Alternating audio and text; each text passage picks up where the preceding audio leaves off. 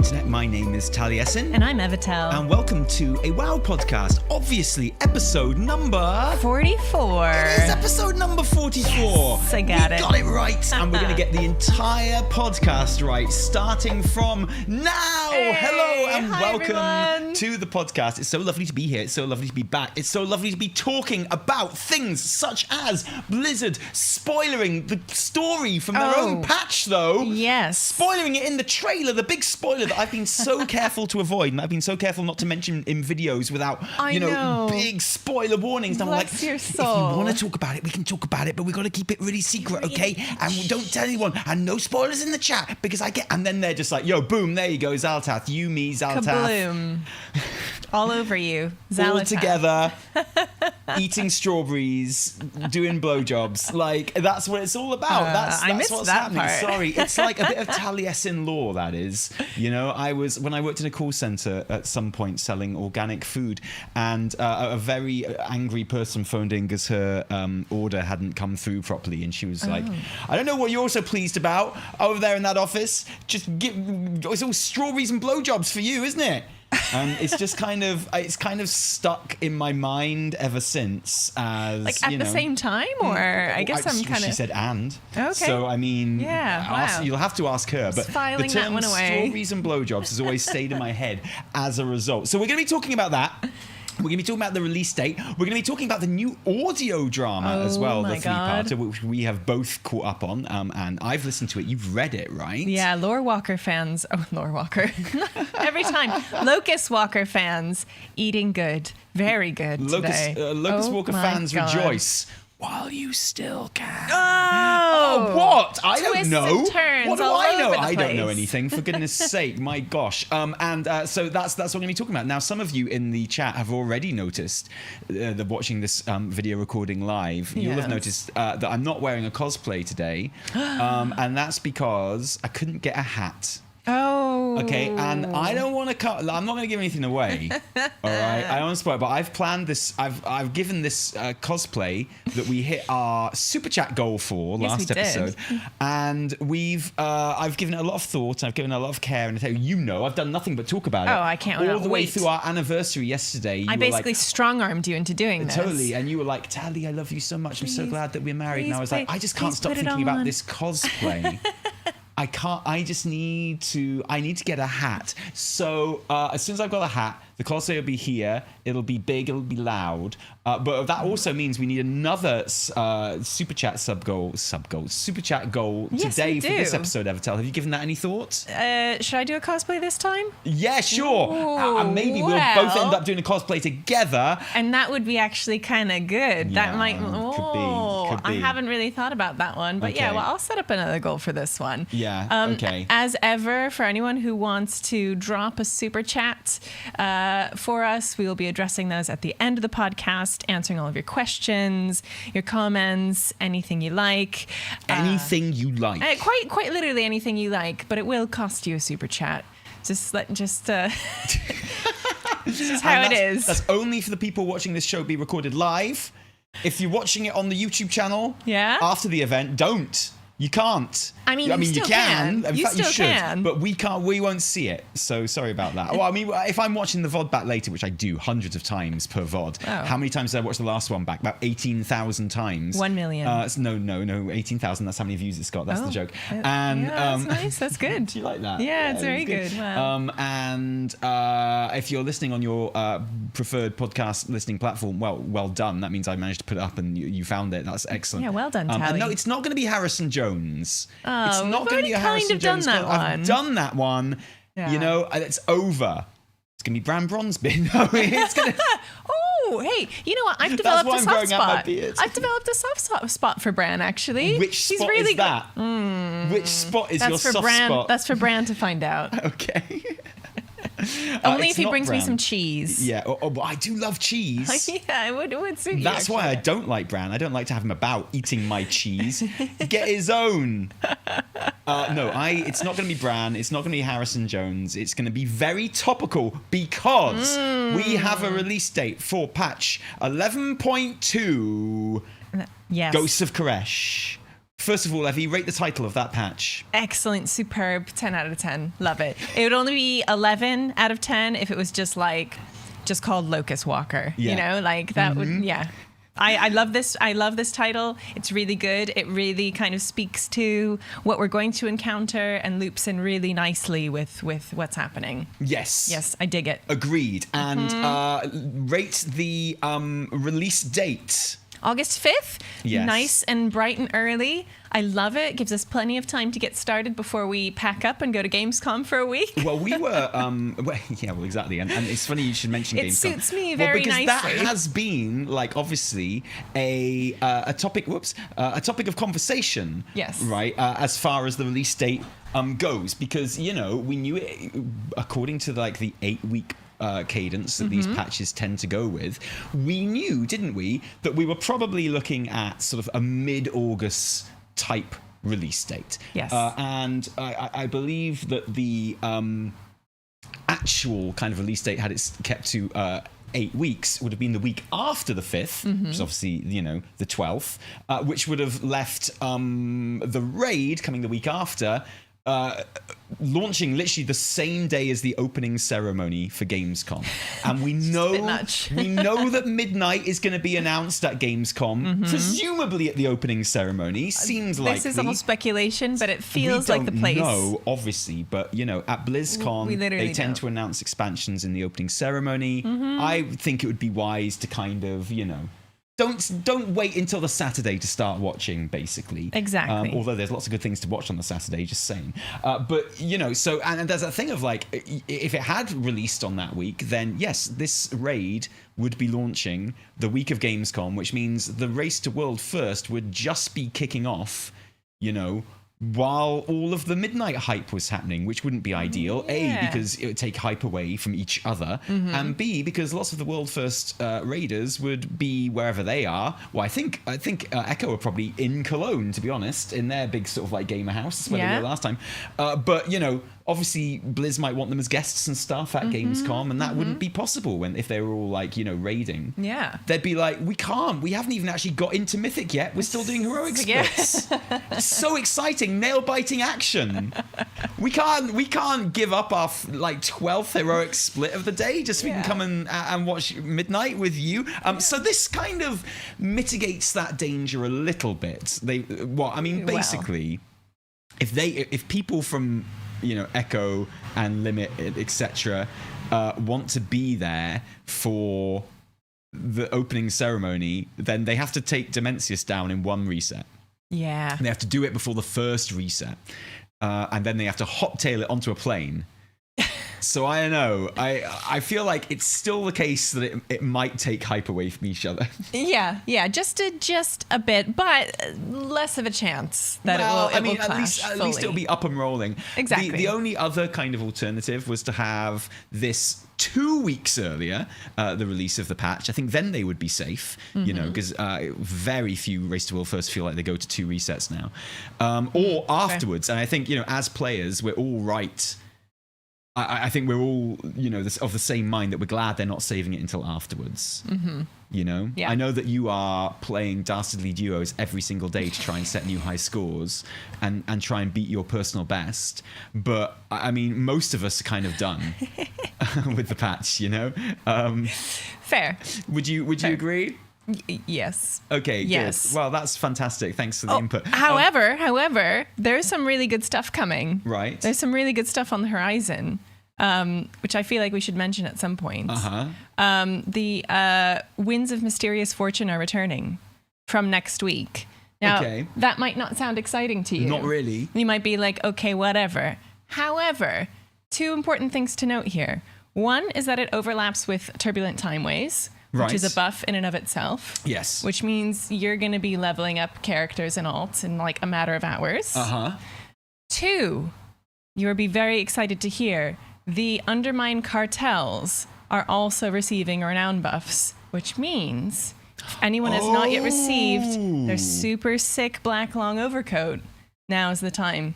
Jump in wait, because last time they gave buffs to last time we had Turbulent Time Maze, it did not apply to that particular reputation. No Undermine reps, but now all Undermine reps get a huge buff. Wow. Not Yes. just the main cartels, but is it the... Dark Fuse. Dark Fuse, thank Dark you. Fuse yeah. Solutions also gets a buff. Wow. So, sorry, I felt this was very important to stick in here. That's what I said on our anniversary. So for those of you who feel done with this patch, get in there. This is from literally next week, July 15th through August 12th. Winds of Mysterious Fortune return, and you too can get your long black slick Neo overcoats. As well as like maybe get more than one of the other goblin renowns up to full as well. Because I don't know many people that have got multiple goblin renowns up to full at the moment. Yeah. You know, in fact, if I'm completely honest, I don't see many people with different coloured cars in Undermine. No. You know, I like, with the Diablo event happening, obviously Undermine is the place to be. Killing Diablo goblins and saving up and getting all of the new armor sets in the very edgy red and black, right? Very cool. And, you know, if you're going all around the map finding out the spawns on the hour, you're probably doing it wrong. You need to get yourself to Undermine. You need to go around killing stuff in Undermine. Then you'll be getting all of the lovely, you know, whatever it is that drops, the Hellfire the things shards. and the chests and the shards. Yay. And you'll get all your sets super quick. Yeah. But what is quite a lovely thing is everyone kind of parks up in the middle by the, not by the by the hotel, by the Incontinental Hotel, in their cars, and they're all pulled outside waiting for each spawn if there isn't one up, you know. So you get like 20, 30, 40 people all hanging around in their cars, like, you know, doing donuts, skidding around, just waiting there, and like the fumes coming out of those cars. I know. It reminds me of my London days. I still think that Blizzard missed a trick in this patch by not allowing you to hear other people's beeping. Beep, beep. I know. Like, customized horn sounds.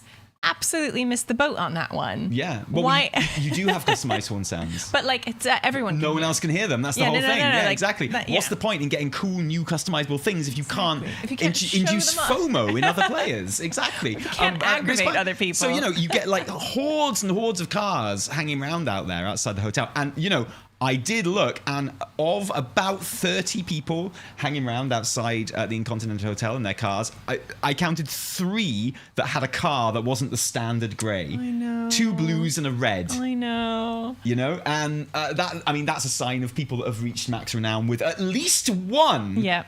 You know, Goblin cartel. So I would say that most people just haven't. Yeah, and I don't think most people have like the inclination to go out and customize their car. It's just not. I think you would if you hit max level. It's like the reward, right? Yeah, so it's the one thing you've really got to show for it. So you go out and you do it, and that's what you would do.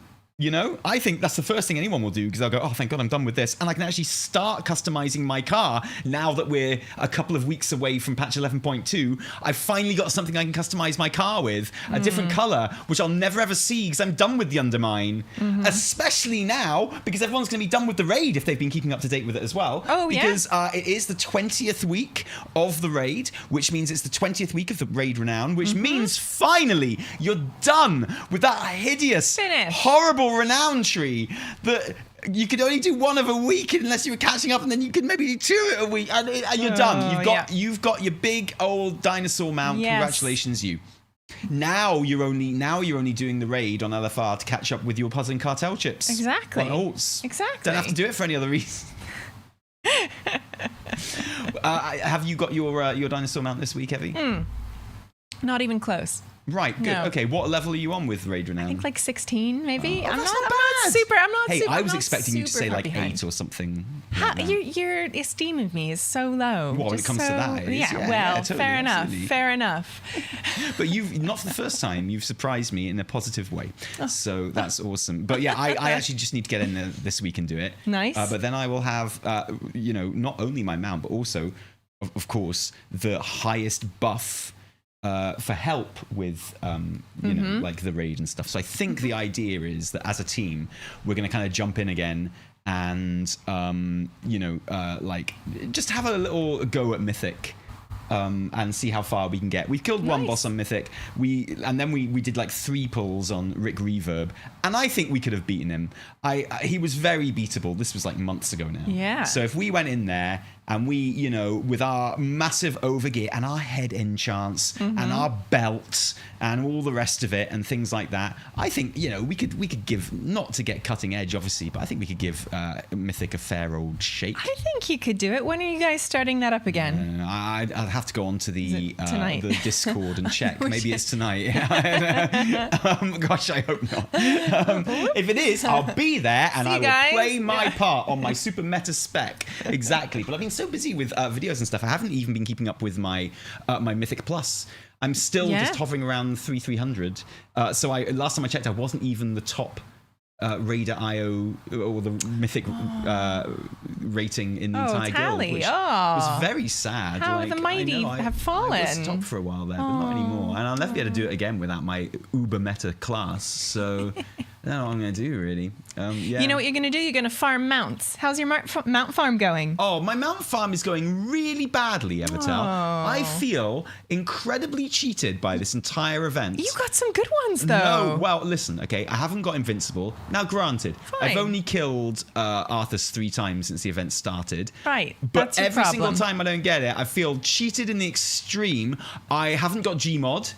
Granted, I've only gone through the raid twice. Okay. But I did get the Gloom Charger. Yeah, that one is really good. From Sanctum of I wanted Domination. that one. I went in there specifically for that one. Yeah. I did not get it. I couldn't go in there in my main farming ult that I had designated for this event because it turns out she hadn't unlocked any of the portals to any of the different zones in Ouroboros. She can't even just jump down the hole into the moor. She hasn't done any of the quests. Oh no! It's actually really bad. Surely, if someone just wants to jump into the hole and go to the moor, they you should be able to do that. Jump in the hole, right? Yeah, exactly. Disgusting. And she's also not unlocked Antorus or anything like that. So it's like, honey. no. So I have to like find other characters to go and do it on. It's a bit of a bore because she's a mage. She can portal everywhere. Yeah. And Gloom Charger isn't even as good as you think it's going to be. Does it fly? It doesn't fly because obviously it's a moor mount. Why would it? It's from the moor. Nothing flies there except your hopes and dreams out the absolute window. But the thing that I find quite unsatisfying is the invisible feat. Oh. It's got basically invisible those are cool. feet. No, it's not. But I like that about it. You think it's going to be cool, but I promise you, when you're riding on it and you don't see any feet moving around because they're invisible. Sorry, are you talking about Xal'atath right now, or no, what are you? Xal'atath is the opposite of invisible feet, like the absolute opposite, where not only are they visible, but they take up the entire screen and consciousness. No, the Gloom Charger, like it's actually kind of unsatisfying to run around on. All because magical of the horses legs. should fly at this point. Yeah, that's just, totally. That's just I would forgive it if it flied, and I'd forgive it if it flied in the moor. If it was the only mount that flied in the moor. There should be a mount which is the only mount that can fly in the moor. That would be cool. Yes. That would be really neat. What about you? How's your mount collecting going? Hey, it's not bad. You know what? I got the fiery warhorse on my first try, which was really good in Karazhan. Oh, okay. Wow, cool. Wow. Yeah. So that was pretty cool. I got that, and even though I wasn't like farming, I got it, and it made me really excited. And then I ran Stonecore about 70 times, and I still haven't gotten. Dude, the absolute rage coming from that side of the office every time. Like every time Evie comes upstairs, I cower in my seat because I know what's about to happen. She's about to load up Stonecore. She's about to run through Stonecore, like break herself upon many bodies. And it's so quick. It's so quick. You just run in 2 bosses, port to the entrance, do it again. It's just it's so fast. It's embarrassing is what and it is. Then you just hit the lockout, and it's like, oh my god, wow. So I'm kind of feeling that one. Stonecore took me 200 runs. Oh, Otter. Even with this event, how many runs have you actually done? Do you know? I think about 70 now. So it's been a lot. That is it feels like a lot. Insane. It feels like a lot to me, especially That's wild. Especially because I went in and I got Jaina's mythic mount immediately. Sorry. I don't want to. You I don't want to talk. I don't very want to much undermined any sympathy anyone was having for you right there. Yeah, I got that one immediately, like instantaneously, and actually, it's really good. It's such a good mount. Like little fish are swimming around really in it. good, yeah. The fish rule, and I love that now the animation is surfing, because for a while, like your feet were just like stuck into it, like frozen in, and you just kind of went like that. But now, I kind of like that too. Yeah, I thought that was kind of cute.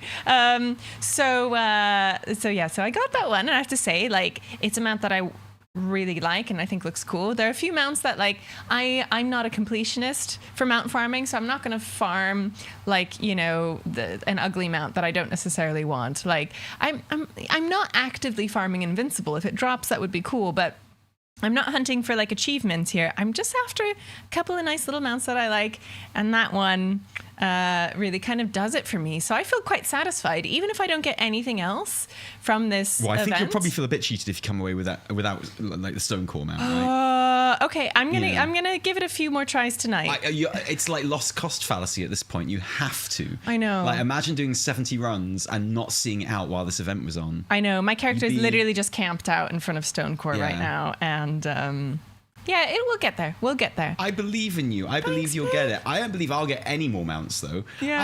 I am still kind of trying to kill like Invincible when I get a chance and stuff like that, or kill Arthas or whatever. Yeah. God, that boy can talk, can't he? Oh, I know. That's he another comes thing. on and you shoot him and all his health is gone, and then he's like, just let me talk for half an hour, and then maybe you'll get the drop. I don't know. Yeah. Like, it's a bit annoying, isn't it? But the thing is, like, all the transmog is the thing that I love. I'm loving That's the thing that transmog. is really turning my wheels, really pressing my buttons, especially transmog from BFA and Shadowlands, which I didn't have much of because of the absolutely hideous final bosses in those raids, basically, where it would be a case where we would go through the raid, we'd kill the final boss, heroic, and then there was just not much appetite to farm those raids because the final boss was so horrific, right? So it's mostly from BFA and Shadowlands raids, since I've been in the raid team, that I haven't got at least a full heroic set, you know, of stuff. So going in and getting, and you know, those Sanctum of Domination ones are awesome. They're so good. The mythic ones look insane. Those Tazara Law ones are pretty good. Also very good. You know, some really good. I'm kind of holding off Legion stuff because my assumption is that when Legion remix comes along at the end of the year, my assumption is that we'll just be able to buy all that shit, right, from a vendor. So I can, or like a recolor of it, right? Exactly. That's the feeling. That's my thinking, and there's some amazing sets in Tomb of Sargeras and Antorus, but I'm kind of holding off those for a little bit, you know, especially because ENR is an absolute pain in my scrot. Yeah, can you even solo ENR? Is it possible? Apparently you can. I've done it before, but it's really annoying. Okay. Especially on like any class that isn't like a demon hunter, basically. It's just no fun. It's like zero fun. And yeah, so I mean, the zero fun is the actual final boss of Antorus, right? The absolute like just lack of fun. So there's that. But I gotta say, I was not too excited about the Collector's Bounty event at all. You know, I'm not really a mount guy, and it's not really up my alley, and you know, farming old raids and stuff isn't really on my radar. But I absolutely love this event. I think it's amazing. I think it's like everything a good WoW event should be. I agree. It is such a pleasure being out and about in the world and just seeing loads of people, like outside of instances, just kind of congregating in the world in ways that they might not be otherwise. Like I'm such a big fan of these kind of bringing the world back to life events. You know, doing the lore walking as well. That's another great way. Like, so yeah, I'm really enjoying this event. And this, it's like, using the old world event is a good way of putting it. And I think this is the event that I've seen that has done that better than any other. Honestly, like everywhere you go. And I'm only really going to the big hitters, right? You know, but everywhere you go, there are people hanging around outside and on their mounts and stuff like that, and milling about and doing stuff. And yeah, everywhere you go in the old world is that. Obviously, we're all going to the same select few places, but it just still feels like, you know, alive and vibrant, and it's getting players to engage in the game a lot of the time in a way that they don't usually, me included. Totally. And I think that's definitely, you know, it fills out the old world. It gets people engaging in a part of the game that is always there, but they wouldn't otherwise usually engage with. And I think that is like the perfect WoW event, honestly. Like, absolutely the perfect WoW event. I think that's just really, really great. Yeah. And congratulations, Blizz, because it's surprisingly good. It is surprisingly good. That's the thing. I would not have expected anything from it. Yeah. But here we are. And it feels like they've tuned the drop rates pretty well. It doesn't feel like you're getting free stuff. You know, it's not like a one and done. It's not like you get a prize just for turning up. No. People who are getting Invincible and stuff like that, they're still farming them on like 10 characters. A week they're or like whatever. putting the graft in. They're really giving it some. They're putting in some hard work. It's just like their chances are greatly increased, sort of thing. So they're still having to do the thing. Yeah. And quite a lot of it, which is why I will be very surprised if I get Invincible, because I'm going in there 1 or 2 characters a week. Your heart's not in it. My heart's not in it. Yeah. And if I get lucky, I get lucky. If I don't, well, so be it. See you next year. But getting lucky feels so good. It feels so good. Tell me about it. That's why I married you. Yeah. Yeah, it does feel good. And I did feel pretty good when I got Gloomhowl. Gotta say. Yeah. Gloom Charger. My favorite mount, as you can tell. I talk about it all the time. It's also so nice being in Dornagal or just a hub and seeing like 20 people on Invincible. Yeah! Like, I know some people might not like that, but I find it really fun, people showing off what they've just got. I like being in Dornagal and everyone being on Invincible because my game runs smoother than usual because, of course, there's not many polys on the screen. If everyone's on Invincible, there's about 1 million less polygons on my screen than usual. My lag is like absolutely minimal. At that place in Dornagal, so my frame rate is butter at that stage. It's like, my computer's like, whoa, mounts usually have loads more polys than this. This is great. So please, everyone, up on your Invincible, please. That's makes my game run much, much smoother. I appreciate it. Please. Thank you. So. Quite enough of all the stuff that's... presumably, did you complete Dastardly Duos this week? Do you even know what week of Dastardly Duos it is? No. So the last one? Week 5? Do you think week 5 is the last one? Do you remember what the latest prize is? What the reward this week is? No. How many weeks have you done? 1? 2? 2. We did 2. I only did it with you. It felt like a thing only we could do together. We'll have to have a catch up before it stops. Duos. We are the duo in the Dastardly Duo. And like, it doesn't make sense doing it without you. Yeah, no, it's true. Like, why would I do it solo? Exactly. Or even in a group. Or I even do not at all. have. You know what? I simply do not have enough horns. I have like 3 horns in my bag, and I'm not willing Never to been a run problem it. For you before. Exactly. I'm not willing to run this in order to get horns to save to use for a horn run. Like, it's just true, though. Like, I'm just not willing to do that. And it's annoying because we set a score in the first week that would be enough in week 6, right, to get the final reward, and then we're just like, can't we just carry that over? Yeah, we got the score. I have to do it again. Like, please. So I would say, I don't want to dwell about it because I'm in a good mood otherwise, but I would say Dastardly Duo is probably an example of a WoW event that is not very good. And Collector's Bounty, an example of a WoW event which is very good. And no shade on the people that designed Dastardly Duos, because the actual gameplay of the event is good. It's good fun. It's just the way it's been presented and organised and cadenced and time-gated and all that stuff. So everything else about it. Yeah, literally. Just the way it's been implemented into the game. The same old story, really. Just like Torghast or Islands or Warfronts. Good content should have been ruined by basically just trying to eke out as much engagement as possible from it, which backfired. People don't like that shit anymore. So, sorry, guys. Anyway, quite enough about that. Because all eyes to the future, all eyes to patch 11.2. Yes, and what came first? I guess the audio drama came first. So do you want to talk about that? Okay, yeah. So it's an audio drama that has been launched. And sorry, let's call it. What are we calling it? Audio novella, audio drama, radio play. I like to call it a radio play. A radio play. That's really nice. I do. Sorry. I think they did call the previous ones something along those lines. Yeah. So the new audio novella, The Doom of Koresh, was released. I think that was just a couple days ago or yesterday even.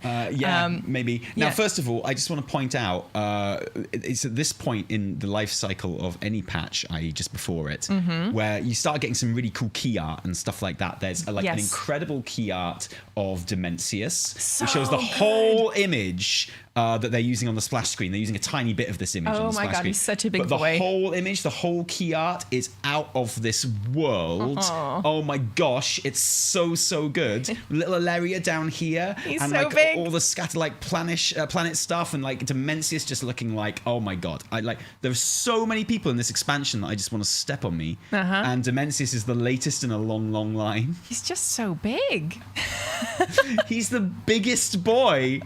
I just love how big he is. He's just so goofy looking as well. He's the biggest, goofiest boy. Yep. I love him with his like tiny head. Yeah. Yeah, he's perfect. His like I love massive him. chest. Yeah, I love that. Dimensius. Love that key art. It's really all. beautiful. You are everything. Yay. Really gorgeous. But this novella has got pretty amazing key art attached to it as well. It does. This beautifully kind of like drawn sort of, I want to say frieze. Yeah, you can call it a frieze. Can you call it a frieze? Yeah, I like that. Yeah, it's like a relief. A It's relief. like That's the word I was actually looking for. Sorry. Yeah. It's really nice. It's really cool and stylized, and kind of goes into the tells the story a bit of this so-called doom of Koresh. So the thing I love about this artwork is that it shows you, well, maybe it does. It kind of gives you a glimpse of what the Ethereal might have looked like before. Well, what I love about it is that they don't. They don't actually. Yeah, it's very stylized. It is super stylized, and that's definitely intentional because spoiler, the Ethereals didn't always look like this. They're not just bandage mummies. They're not just hot bandage mummies. There were something else before, and the Doom of Koresh goes into this story. But so in this kind of relief that they use as the kind of key art for the audio novella, you have these kind of stylized figures which don't really give away. Very cool. What And they look it's like. not unlike the relief in the City of Threads dungeon at the end of that, which shows, old gods and Nerubians and stuff like that. It's of a very similar style. I'd imagine probably the same artist. And shows pretty much the same thing as well. So that's really interesting, seeing like their version of that relief that we have in the dungeon from the beginning of the expansion. Yeah, and I love how Illyria and Locus-Walker are kind of standing in front of it. She's even like touching it and leaning against it as if it's like, oh, you don't actually get that in that photo, but her hand's out and she's kind of touching the wall, right? Yeah, it's really cool. It's really good, really well done. A beautiful piece of art. So what did you think of the story and what did you learn from it, Evertel? Okay, I absolutely loved this and I really enjoyed it. And so it's a 3-part audio novella. It would take you probably about 3 hours to listen to. Yeah, it took me all morning to listen to it. Yeah. It's about 2 hours probably. Yeah. So there's also a PDF version, which is really nice and is like slightly illustrated, which you can read instead, which I read. And this tells basically the story of Koresh, set up and framed by this discussion between Illyria and Locus-Walker. And they're out there on the hunt. They're on the hunt for a void, remnant that they need to slay. That has infiltrated the Telgoros Rift. Yeah. Which is the Void Elf starting area where we start the quest at the beginning of the expansion. Yes, huge props to Adam Christopher, who is the author of the story. I just think, like, stylistically, I thought it was so well written. Like, I thought it was really, really beautifulally done. Perfectly. And you've got high standards when it comes to this sort of thing as well. I am. I wouldn't call myself a snob, but I do. You wouldn't? No. I wouldn't. But no, I thought it was so really nicely written and in character. And Illyria and Locus-Walker are, on the hunt together. And he's like, let me tell you a story, Illyria. And then it shifts into the first person, and it is Locus-Walker's story of his time on Koresh. And we learn a lot of really amazing things. One, which we mentioned before, the Koreshi, people of Koresh, we don't know what they looked like, but they looked like something different, right? But they never really describe what they look like. That part is left up to the imagination. It's such a tease. It's an absolute tease, and it's amazing because we learn. We know what their architecture looks like. We know what Tazavesh looks like. We know what these kind of remnants of their cities look like. We know what their kind of stylized like armor looks like. We know kind of stuff about their culture. We know that Koresh was like a sandy, desert, arid planet. We know that there are a lot of like kind of gleaming towers and sand dancers. And this story really embraces kind of like the culture of Koresh in a really fun way. Also, Locus-Walker, whose real name we still have not yet learned. But which is still kind of buried away. Locus-Walker is a guy. He's a technomancer. Is that the proper term? He's basically experimenting. He's learning about the void, and the story basically follows him. He's learning about the void. Koresh is kind of receiving a threat from the void. But also he's starting to hear these whispers. He's getting two things happening for him at once. He's getting whispers, kind of threatening whispers, but he's also hearing these kind of echoes of the world soul, right? And other people have started hearing the world soul, but not the whispers. Exactly. So he it kind of follows him joining the Ravel, this group of Koreshi who decide to, believe that the world soul is talking to them in some way. And they decide to kind of like encourage his investigations into the void.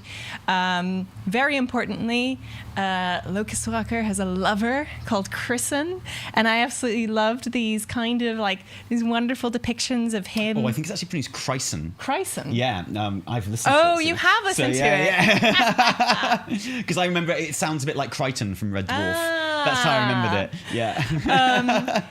He has like this lover. And you also learn, that the Koreshi, which we already know, they're ethereals as we know them, kind of have a caste system, right? Like they're nobles effectively. And then there are nomads. And he's in this relationship with a nomad, like a dancer. And she gives him a bath. Like she helps him scrub up, and then they take a bath together. I knew you'd love that bit. I love it because I'm a Locus-Walker stan. But I also just love the story and how it kind of elaborates on his relationships with the other ethereals. Nexus Princess Kaiveza is there. Saldahar, who, proclaims himself king eventually, is there. And also a friend called Nari. Does that sound familiar, Tally? No, should it? Do we know anyone else with a name a bit like Nari? Naru? Yes, but no. What about Venari? Oh, yeah, you're right. Do you think, yeah. That didn't even click with me. Did it not? No, it didn't click with me at all. I mean, I don't know, but... Oh, it's got to be. Yeah, no, of course it is. Yeah, sorry. Yeah, who's there? They meet he's like literally like... Of course it's fucking Venari. Of course it is, right? Oh, I'm so stupid. No. I am. No. I'm just hot. So I don't need to be clever. Yeah. But they meet when Locus-Walker is basically abducted by the group, by the Ravel, and they turn out to be friends. They're like, listen, let's support you on your work, kind of touching the void, experimenting with the void, and Nari is someone he's close with, and it's got to be Venari. It's got to be Venari. It's absolutely got to be. Yeah, absolutely has to be Venari. And they sorry, carry on. Yeah, so we kind of follow this story, the kind of like the machinations of the Koreshi. Eventually they receive an attack from like Dimensius, or they know that Dimensius is coming, and Locus-Walker, who is given that name because he swears an oath to... Sorry, people are making fun of me in the chat right now, and I think Nari, like, I think it would have been much easier to spot if you've been reading it.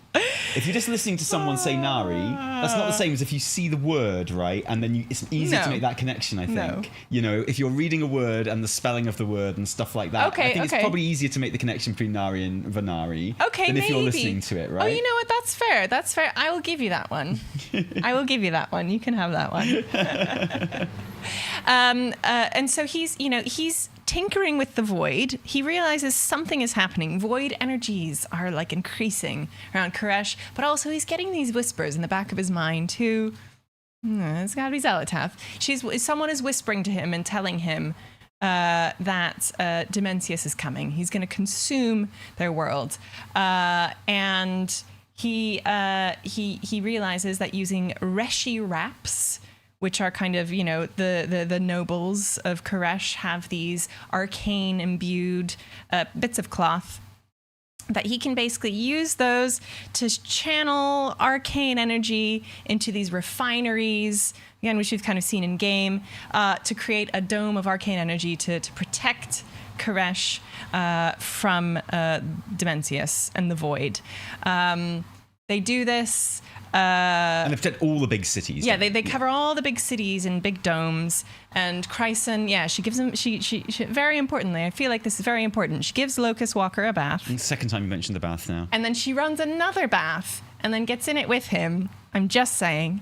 But then it's important to his character because he's this kind of, he's always like buried in his work. And some of the other Koreshi look down on him a bit because of that. But then he scrubs up. And very interestingly, he shows up to kind of present his findings on the Reshi wraps wearing his crown. His ornamental kind of nobleman's crown. Good crown. It's a good crown, which stays with him forever. So he presents his findings. In short, he creates these refineries which save Koresh and the Koreshi cities, but at the same time, they cause what's the word they use? What's the wasting word? or something? The wasting. No, I don't think it is that, but it's something like that. It is the wasting, in which horrifically these arcane energies being bounced around and Dimensius kind of focusing void energy on them causes all of the Koreshi's skin to just char away. It causes a feedback loop, right? So like the power of the Reshi ribbons, they're being like channeled through these big mana forges or whatever, like these big kind of power stations, right, to create these big shields which are protecting from like all the forces of the void. But as the void hits them, it works. The way it's described is it works both ways. Mm-hmm. So not only does it not only does it stop the void barrage, but that void energy is then transferred into arcane energy inside the domes, which is like wasting away like the literal flesh from the bones of the people inside. Chernobyl style. So people's like flesh is literally kind of wearing away, and that's when they start wrapping themselves in bandages, isn't it, to hold their bodies together, like their flesh and bone bodies together. Yeah, it's kind of horrific, and it's really cool. It's like it's really well written, and it's everyone is like suffering with this, like they're persisting, but they are literally wasting away. And there's a moment when Locus-Walker is changing Chryson's bandages and sees this like arcane light shining through them, and he realizes that the next step is for them to like properly become entities of pure arcane energy, which is happening kind of naturally. That's the thing. Yeah, it's happening like anyway. The arcane energy is forming underneath their dying flesh, and like it's like Locus-Walker is like, don't worry, everyone. I've discovered that when your flesh does waste away, we are like arcane under here now. So that'll be our next form, sort of thing. And he's made like persona non gratis by the new King Shalzar, and the story ends, or the story of Koresh ends with him having to escape. Yeah, because Xal'atath declares himself king, and right? Chryson being on the run. And, so the things we don't get from this story very are important. the death or defeat of Dimensius. We don't get everyone becoming the ethereal as we know them, and what have you. And we don't get like any, we get the whispers, which are clearly Xal'atath, but we don't get any appearance of Xal'atath or anything either. And, basically there's still a lot of the story that we don't know just from this novella. No, but it's really well done too, because, we have as first person Locus-Walker telling his story, and then it ends. And then Illyria's like, yeah, so what about all the stuff that happened next? He's like, that's for another time. And it's like, really? And she's like, wait, but what happened then? What happened? Yeah. And he's like, I'll tell you another time. Let's go hunt this void remnant. And then, they destroy this void revenant. And Illyria says something interesting. She's like, who was that? Or who is that? And Locus-Walker is, of course, he's like, it's not important. And he eats the dark heart of the void revenant. I'm like, wait a second, which is something that Illyria does earlier on when he's kind of inducting her into the ways of the void, right? When they go out hunting bits of, void, and Illyria kind of absorbs the void into herself. So he just casually eats a void heart, which Illyria says was always his all along. I mean, it was obviously Christian, right? But Christian. Yeah, it could be. Sad. Or Revenant, it's a very sad ending. It's really good. Christian. It is. So it's really good. I have to say, I really loved the writing in this.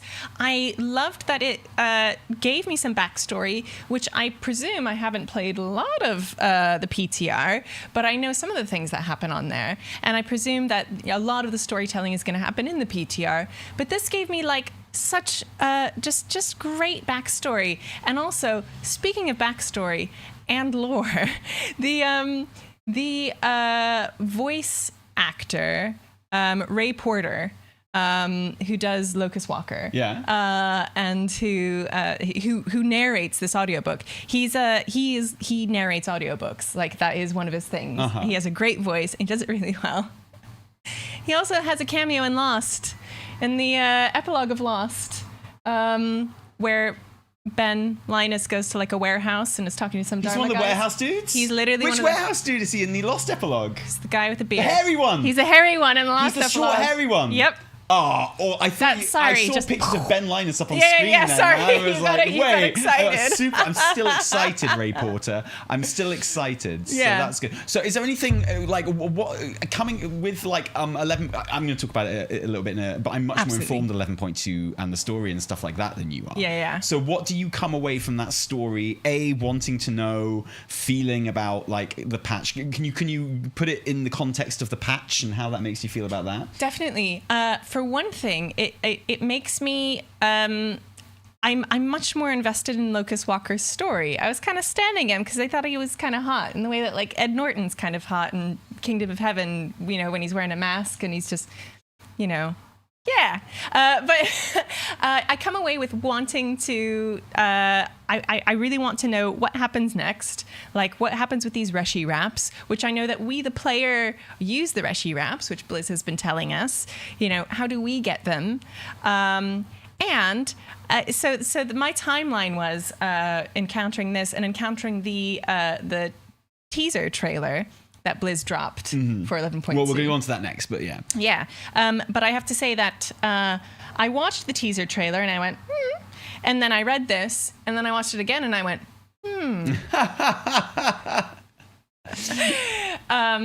as in I found kind of more weight and more heft to Locus-Walker's words and what he was saying, having this kind of lovely bit of backstory. Now, I know there's always this kind of like, hey, why is Blizz putting story outside of the game?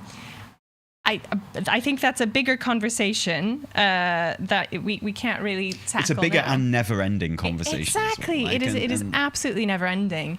But in my opinion, stuff like this only enhances the game. Mm-hmm. This only makes the game better for me. And because I trust that whatever the next parts of the story, which Illyria is like, hey, tell me the story, I presume we will experience in the patch. Yeah. That's my feeling. It gets me excited for the patch, and I feel personally invested in a lot of these characters now. That's really awesome. And like, I just, staying on that subject of like these stories and it not necessarily being in the game and what have you, you know, this story could be put into the game, but it would never be able to be told like this. No. You know, these are, you know, different formats and different, you know, media things have different things that they can do and achieve. Absolutely. And you can do stuff with a radio play or a novel like this that you simply cannot do in a video game unless you want to turn that into basically like a slideshow or something. Yeah. And even then, you know, I guess you could put literally just the audio drama in its entirety in the game, and you can sit there and watch it in game if you want to. I guess that would be one way of doing it. Can that be a player housing feature? Where you sit and like turn on your little record player and just like listen to the audio drama for 3 hours. It's like, well, I can tell you if you want. Like at some point, Ilaria's like, I can tell you like the whole story of this if you want, because Locus-Walker told me. Yeah. And like you click it and like a little warning comes like going, warning, this will take literally 2 hours. Yeah. Like no dicking around. This is a full-on audio. Like this takes 2 hours to listen to. Are you sure you want to? And it's like, yeah, load me up. Like no one's gonna do that. So like I get it, right? But these remind me very much of. I mean, they're very reminiscent, aren't they, of the Legion audio dramas. Oh heck yeah! And those are amazing. I mean, because you know, on the face of it, 11.2 and going to Koresh is very reminiscent of going to Argus anyway, and that, you know, the climax of the expansion being going to an old, very famous world that has been destroyed, and there's a world soul, and there's big baddies, and there's, you know, it's like very reminiscent of that in the first place. Oh, and Ilaria's there, and so I love that anyway, because anything that kind of puts me in a place that is reminiscent of Legion, that was such a good time for lore, and it felt like so climactic and so really epic when it got around to those patches. It was really, really, really awesome, you know? And I love that, and I think it was really, really good. Obviously, I played through the entire story of the PTR, the campaign story. You have. You know more than I do. Before I came to this. And so, you know, you might well get your wish of learning more about the story in the campaign quests, is all I will say. Promising. Yeah, but what I will say is I never felt during those campaign quests that I was missing this. I was going to ask, actually, having experienced both now, and in the wrong order. Like, there was never a point in the campaign where I was like, what I really need to know is the stuff that ended up in this story, right? So this is like, in terms of the story of the campaign of the patch, I felt like I was getting big revelations in that story, and I felt like I was getting, you know, like you haven't had any sniff of yet, just from this story. And so I was like, whoa, okay, I know loads more about the Ethereals now, and like really important stuff. And oh wow, okay, I get it, I get it. And I will come back to some of that later, but no spoilers, don't worry. I felt like I wasn't missing anything in these stories, which leads me to suggest they probably got that balance right. You know, it feels like what is in the game felt plenty. It felt like I was getting a lot of lore dumped on me anyway, a lot of the time. You know, and an extra 2 hours of it might have been a bit much in a way that I wouldn't have appreciated as much as this. And I think in these situations where it's out there, it's well publicized, it's free, you know, we don't have to buy anything to listen to this. I think that's actually great. I think Ray Porter did a fantastic job. Oh my god, so good. On the narration. One thing I would say is his female voices are kind of dumb. Oh no! Okay, I haven't actually heard of the female voices. He's brilliant as a narrator and as Locus-Walker and as like any other character, but I wonder if people in the chat agree with me here. His Ilaria voice is outrageous. I have to hear the voice. Locus-Walker, I'm just a poor little old lady. Why, you can't expect me to be able to pick that. I got a bow. I'm a lady. I don't know what to... And it just sounds like kind of dumb. And I feel like in audio dramas where it's a guy narrating, you know, there's always an element of making their voice just a touch, teeny tiny bit higher, but I think it works better when you don't really notice it. You know? You just got to play it straight, man. You just got to accept that you've got like a male voice, and it's like so this one, like the Ilaria voice is particularly bad. The Nari voice and the Christen voices aren't quite as bad, but yeah, the Ilaria voice, every time he starts speaking in his Ilaria voice, I'm like, ooh, oh know, and I can't. I almost like. I wonder. Like, there's two reasons why this could have happened. Okay, either the director told him to do that, and he's doing his job, in which case it's the director's fault, or the director was too scared to tell him not to do that, in which case it's still the director's fault. So I'm not going to blame Ray Porter on this one, okay? Whoever directed this audio drama needed to like step in there and be like, dude, love what you're doing. Absolutely brilliant. Just, shivers down my spine. Honestly, I pretty much came when you were doing that. Can we try it again? And this time, just make Ilaria more like your own voice. Honestly, I think it will it'll land better. You know, like that. No need to go off on one with that voice. Just make it more rooted in yourself is what I would say. Yeah. But it is. You have to go and listen to it now. Now I have to listen to the whole thing now, because I was like, okay, I'm gonna have to. This is. I am not by nature an audiobook girl. Like I prefer to read, but I enjoy a dip into the world of like audio narrations. So I will have to take a look. I have to say though, like the comments on these, because I went to the YouTube videos and I was like, how are people going to feel about this? And they're like, holy shit, I love this. Particularly by the time you get to the third one. Yeah, people are like, God damn, this is so good. Like, and that I find so reassuring, because like I know that there are loads of people who, will read this and interact with it. And there are also millions of World of Warcraft players who will not even touch this. Yeah. Like either by choice or because they're not like online around WoW enough. And that is totally fair. So like all of the stuff that's been coming out recently, it's really got me thinking about, how WoW chooses to tell stories, the platforms that it tells stories on, where it makes stories essential. So I feel really reassured hearing that you don't think that the PTR, 11.2 was missing any of this by not having this kind of in there. So that is cool. It's a 3-parter. All 3 parts came out at the same time. They're all out now. So I would definitely recommend listening to it. I was able to go and do some mount farming while I was doing it. It was really, really cool.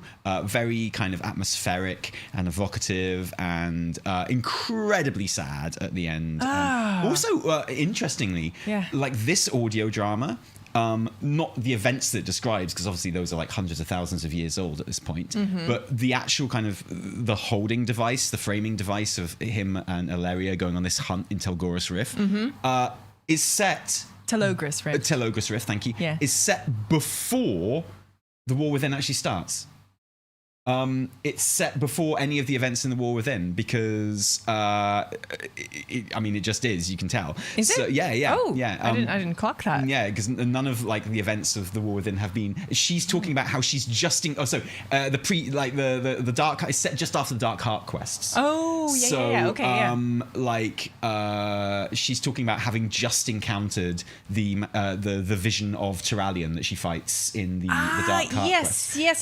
So it's set directly after that, so before the expansion itself started, even if you had early access. So so things we can take from that is Ilaria did not have early access to the expansion. And also the entire expansion, when we've been talking, not that she knew it would be important, although we did, but Ilaria knows that bit of the story about the Ethereals and how they came to be that whole time when we were interacting with her throughout the War Within. But I mean, if they'd released it before the War Within, that would have made it way too obvious, right? What's going on? Yeah, exactly. Like there are lots of kind of staggered stories that they've been telling recently, doing the ethereal lore walking. I love that I did that, and I was like, oh yeah, now I know who Xal'atath is. Like now right, Mana Forges. I got it, right? All of these pieces coming together, bringing together older stuff, newer stuff, stories. It has felt really, really nice. Yeah, I've enjoyed I love it, and I'm a huge fan of that. I come from a generation where I've never been one of those people that's like, oh, I'll keep the story in the game, because I've always been of a generation where it's like you get into a new kind of fantasy world, like Star Wars, and there were only 3 Star Wars movies when I was a kid, don't forget, right? And or like Warhammer 40,000 or something like that. Yeah. And you had the main thing, the 3 Star Wars movies, or, you know, the game and the main codex of 40k. But then, like, the rest of your interaction with that IP, as they would say now, but like universe or whatever, as you'd say then, is through like tertiary media and through like books or comics or, you know, like fanfic even and stuff like that. So I'm of a generation where you kind of expected to have to go to other sources to read up on the story and stuff like that. And that was actually part of the fun. And you know, like that was, it felt like you were immersing yourself in something way more, which was exciting. So I think there are occasions where obviously it has been done badly, like the most famous example is obviously the War Crimes novel, which, you know, God, Warlords of Draenor doesn't make enough sense anyway, but then to go into it without reading War Crimes is itself a war crime, and you shouldn't do it. That's quite obviously an extreme example of when there's too much in a book, which is very relevant to the stuff happening in the game. That should not have just been there, exactly. Yeah. But I think you know, these days they pitch it really, really well, and I think we've had loads of audio stories come out this expansion, and I love that stuff. Yeah, really, really good. Tally, sorry, I just thought of a question. You know, thinking about Ray Porter's narration, when he voices Nari, what does she sound like? Does she sound like Venari? It wasn't enough to make me think, oh, Venari. Oh, okay. Yeah. Okay. Because I was wondering, like, clearly. I'm gonna have to go back and listen to it. Totally. I I love this key art as well, though. I just want to point out the key art. Oh, absolutely. Because you've got these people like you know, and whether or not they had just gold faces, it talks about as the wasting happens that they lose their facial features. Obviously, they lose flesh. They're wasting away, right? Yeah. So but you know, that implies that they had facial features to begin with. So you know, they didn't just have golden orbs for faces as depicted in this frieze. So you know, you can take the fact that they had maybe a humanoid shape, which you assume anyway, because they would have taken on new shapes to be ethereal. But you know, the most obvious thing you can take from it is the fashion choices. Yes, I think, and they've got like these kind of very sort of sci-fi alien world, like almost Star Trek kind of like white robes with like golden collars and stuff like that. And I think that's really cool. But then some of them are just dressed like brokers. Yeah. Some of them like just look exactly like brokers. Yeah. Which is like, oh wow, they kept the stripy pantaloons. Yeah, of course they kept the stripy pantaloons. If you come from a only culture of stripy brokers. pantaloons, well, because they're different kind of like I think it's levels. fantastic. And so I was thinking while I was reading this story, not to keep going on about it, I'm almost done. But while I was reading this, you know, because they are not described to us, you know, what the Koreshi people, I presume they're people, they you know, arms and legs and stuff. You know, they're not described like what they actually look like, you know, their facial features, but you know, they seem to be humanoid. And I loved that they don't describe it, because I created my own image of them in my head, you know, because there's a process of them looking like that, and then there's a process of the wasting, and then them becoming, you know, the mummified ethereals. And so I was thinking, I was like, ooh, okay, Liz can do something really cool here, in that it can go one of two ways. One, we never find out what they looked like. Yeah. Like, we never have any depictions of that. Or they save like an absolutely like banging cinematic where suddenly you're transported into like this world which you've never seen before and people you've never seen before. And you realize that they are the Koreshi, and you get this kind of story told through some kind of like in-game cinematic. It would have to be really good, and it would have to be like a movie, basically. That would be really I'm just saying, Liz. But either way, it's really appealing to me. Yeah. Either we never see them, and that's cool, and you just have to imagine what they look like, or we get this like really kind of impactful storytelling reveal through it. So that art is done by Cynthia Shepherd, and she really must be the artist that did the frieze in the City of Threads, like final boss room as well. Yeah, she has to be. It's like so reminiscent so cool. of it. It's so great. Cool. One other thing, actually, which I'm a bit confused or disappointed. I guess disappointed is a strong word. Okay. It's the planet Koresh is described as hard and arid and desert-like, and you know, no real kind of like lush fauna or anything like that. But when you go to the biodomes, the geodomes in Koresh, Venari specifically tells you that she is trying to recreate Koresh as it was. Oh, yeah. And it is very lush and verdant. And it's got like, at the end of the dungeon, you see in the distance, like where the terraforming is really kicking off. And you got waterfalls and fucking rainbows and beautiful trees and stuff like that.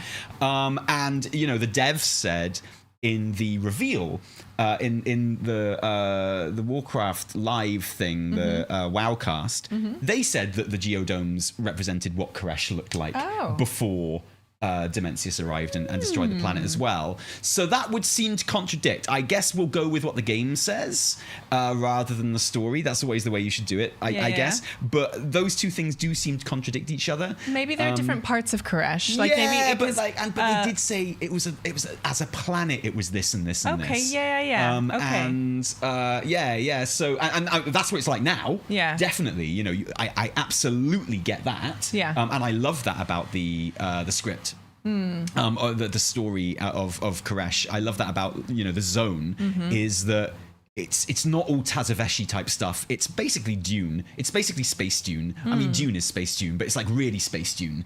You know, it's also Wastelanders, Mad Max style, surviving out in these torrid landscapes and things like that. And I like the idea that had been something that kind of came later, and when it's presented as being, it was always part of their lifestyle. I found something in this story where it's like where he's describing Koresh. Koresh was never like your Azeroth, never green and blue, blanketed by oceans or teeming with growing things. Koresh was a harsh place, a world of sand and stone and dust, but there was something else, a certain magic, and perhaps aided by that magic, life found a foothold as it often does. For ourselves, the Koreshi, we loved this hard world, and whatever it lacked, we made. So I feel like they kind of create these. So they already had kind of created these zones. I think they already had geodomes. Yeah, and then I don't know, man. I don't know. I feel like that's a contradiction, but I don't know. I don't know. But whatever. I love the story. I think it was really, really good. And that leads us to then, obviously, the start of the patch and the new. Oh, I've lost it. The new. That's us. That's us. The new. Teaser trailer for the patch, which is a full-on cinematic from the patch. Yeah, just straight up from the game. It's a very early bit of the story, which we now just have. And it's there, and it was a cutscene that was missing from the PTR, and it's one of those ones where you get the scrolling Star Wars text, and it's like... Love it. Yeah, totally. And it just says, this is what happens. And it depicts... twist upon twist. It depicts a scene in Tazavesh where you've just like repelled an invasion against Tazavesh, and then Locus-Walker is like, we've got a new teammate, everyone. And then floating down from the ceiling, feet first, there are two big, beautiful feet that float down, and it turns out, Evertel, you'll never believe this, but we're teaming up with Xal'atath in 11.2 to defeat Dimensius. You're kidding me. What do you think about that, eh? I never saw it coming. I never would have expected it. Okay, so this dropped, and as you can imagine, people have responded.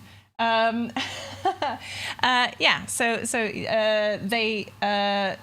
comes down. Illyria's like, God dang it, like, Locus-Walker, seriously her? And he's like, yeah, listen, we need to work with her in order to repel Dimensius. She's our only hope. And Xal'atath has a great line where she's like, but you broke my dark heart, Illyria, which is just absolute fodder. Off the Sapphic scale. Yeah, exactly. Which she delivers very straightforwardly. Sass and Saf. Yeah, she doesn't ham it up. She just says the line, and like, well done for the restraint on that one. Which is a great fun line. Locus-Walker is like, we have to do this, and Illyria is understandably upset, and Locus-Walker is like, of course, I'm not asking you to trust her, I'm asking you to trust me. Now, you know a little bit more about the story of the PTR than someone who is completely unspoiled, because you live with me, right? I do. But I have to ask you, if this had been the only thing that you now knew going into 11.2, how would this reveal make you feel? Well, I found it a little bit surprising. But my feelings when I first saw it, and before I read the doom of Koresh as well, I went, okay. So Blizz themselves are putting this out as a teaser. They're not seeing it themselves as like a massive spoiler, right? Sure. It's not like a shock reveal twist because it's been revealed in their literal marketing, right? Yeah, like it's literally there. And it made me go, okay, this is the way that the WoW team is choosing to deliver this next bit of story, you know? And then I thought about it for a minute, and I'm like, Xal'atath is unambiguous in my mind. Like, she's bad. Mm-hmm. Like, she's a baddie. She's not a good girl. And she never will be. So I was really quite surprised to see when people were like, oh, Xal'atath redemption arc incoming. And it's like, really? Are people getting that from this teaser? Well, yeah, I know. We've moved on a bit from how it made you feel. Sorry. But like, I get that. And like, I understand that. I mean, I'm going to go back to, you know, when I first started talking about this stuff, and there was a bit where I talked about it on here, and there's a bit where obviously we've put out a video. I think it was the last video we put out, actually. So you should go and watch that. You can watch it now. Please go. Like, we need to talk about the spoilers. Yes. And I say in all those instances, I'm like, this is like Dalaran, okay? It's like, if you really, really want to stay spoiler free, you need to go and play it on the PTR, because this, like, there are twists in there which you will find out, you know, ahead of time. There's no way that you're going to, just like Dalaran, and I tried saying this, and people got angry with me with Dalaran, and I was like, you're going to find out. There's no way you're going to keep this secret for yourself, and lo and behold, like, Dalaran was part of all of the literature going into the War Within, and, you know, and lo and behold, you know, it's in this trailer, the fact that we team up with Xal'atath, right? And that is probably the biggest spoiler. There are still some nice twists and turns in the story to come as well, though. And you know, like, I feel like we are at the stage now where if you really, really want to avoid story spoilers, you have to play it on the PTR now, because it's part of the whole marketing machine. It's part of the whole, like, online machine. And it's one thing being able to avoid, like, idiots like me on the internet, but you can't avoid Blizz showing you stuff, right? And it's clearly part of their strategy and stuff. So I'm incredibly grateful that I played all of this story on the PTR. Before you got and that's why literally I came out the next day and I was like, guys, you should play this on the PTR. Yeah. Don't wait around. Enjoy the story. Like, enjoy the twists in the story. And also, when I got to this bit in the story, I rolled my eyes so hard I could see my brain. Oh. Okay? Oh, is it I in was there? like, and it was given like no more build up than, oh, here's Xal'atath, we're working together now. Oh, and Larry's okay. like, I don't like that. And Locus-Walker's like, no, neither do I, but it's got to be done. And she's like, yeah, it's got to be done, man. So okay. there's that. And if there are people at home right now who have watched this trailer, have watched this cinematic, and are feeling the same way, if you are feeling eye-rolly, a bit of a sigh, a bit of the old, like, oh, the enemy of my enemy is my friend. We've been here before. Yes. Well, the best thing you can do is watch my video for the last video we put out on the main channel. That is a pretty good, like, recap of it all. But also, what I will say is the story completely won me over the course of the story. Like, at this stage, I was rolling my eyes. I was like, oh, no, I don't like that. I'm not against the idea in theory, but, you know, we're just teaming up to take on the bigger bad. It's been done so many times before, blah, blah, blah. But the reasons given for why it has to be Xal'atath, you know? And I mean, the reasons for Xal'atath wanting to help us are obvious and good, but that's an easier one to explain, sort of thing. But like, the reasons why we would need the help of Xal'atath is it's much more than, for example, only our powers combined can do this. It's like, we're going to need some help, because I've seen a lot of comments like, we've got loads of really powerful friends, why we don't invite them instead before we like ally with Xal'atath and stuff like that. Okay. And it's like the story does actually answer that. Okay. And like there's a very, very good lore reason connected to the whole story, which means it can only be Xal'atath that helps to me. us, and that's cool. and that wins me over, as does like the whole attitude that everyone has towards this team up all the way through, because it's not a case of she's good now and we're fine working with each other now. It's not that, because yes, that would be rubbish and dumb and bad and yeah, but I think they avoid all like the kind of the pitfalls of this trope like really, really well. So, the whole time that you're working together, Locus-Walker and later Venari, like literally every time you talk to them, they're like, don't forget, she's going to betray us. Like any second now, maybe it'll be minute. Now. Just be ready for it. Just be careful. Like when you come to hand this next question, it'll probably be then that she betrays us. So just be really ready for that, right? There's, they're always talking about how Xal'atath is going to betray us, and every time you talk to Xal'atath, she's like, I can't wait to betray you. Yeah. Oh man, it's gonna be so good. Like the second this is done, I'm betraying the shit out of you.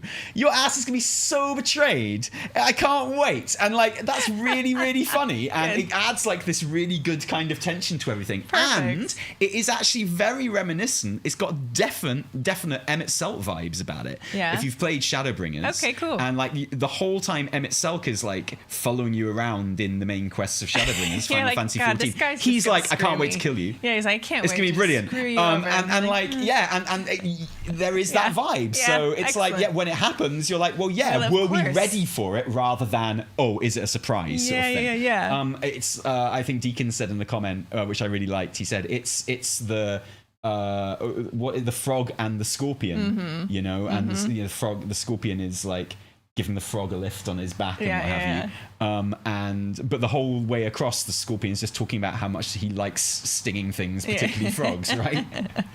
So it's that, and I actually really like that. And there are other like twists and turns in the story as well. And I'm sure there are. So with that in mind, I actually think it's a really bad idea for Blizz to put this cinematic out.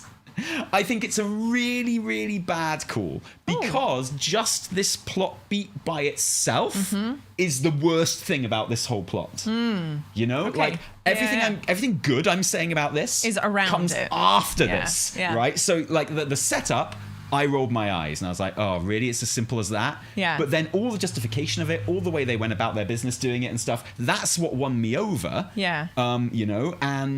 And so just this plot beat by itself, I honestly don't blame people in the comments being like, so she's good now? Oh, well, this is dumb. Okay. It's like, blah, blah, blah. I don't particularly blame those people, because that's kind of, to a lesser degree, because I'm not like quite that internet person, right? Yeah. But that's kind of how I felt as well. Okay, as a counterpoint to that, if this is the least interesting thing to happen in the patch, surely this is the best teaser to put out, because you're going to find out this is going to happen one way or another.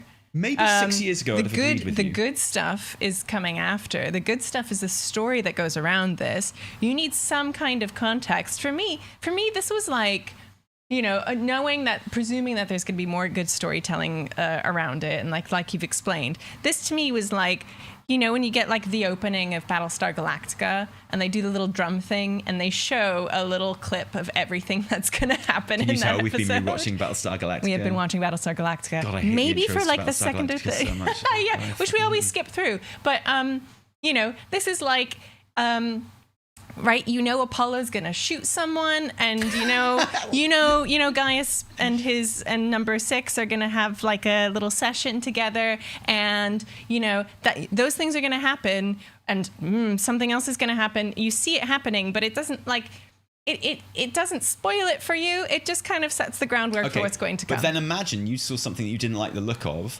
in that like sizzle reel at the beginning of Battlestar Galactica, but then you never watched the episode. So all you had to go by was that sizzle reel. And that's the thing, because right? just seeing this on Twitter 6 is years not ago, playing the game, I would have agreed with right? you that this would have been a good thing to put out as a trailer. Yeah. But I'm that's not saying how it's the good. internet works anymore. That's fair. Okay, so the reason this is a bad idea, in my opinion, is because what it does is the story of this patch is already now being judged in the court of public opinion. People who will never play this will make up their mind about how bad this story is without any of the other context, without any of the other like interactions. You know, like they live through the story watching these cinematics when they're put out like this.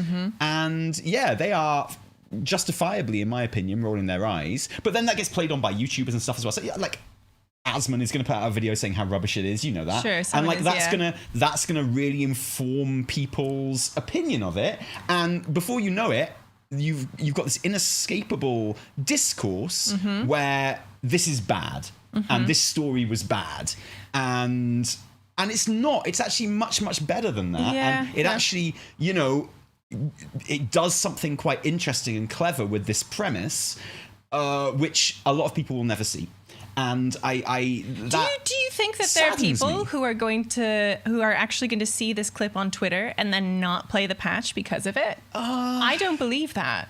I think what this is doing, it's generating some chatter. It's generating, like you say, people are judging it already. But this is the marketing team putting this out, right? Like, yeah, I guess so. They kind of do that, right? And I was thinking about this, right? The WoW Twitter account has like 1.6 million followers.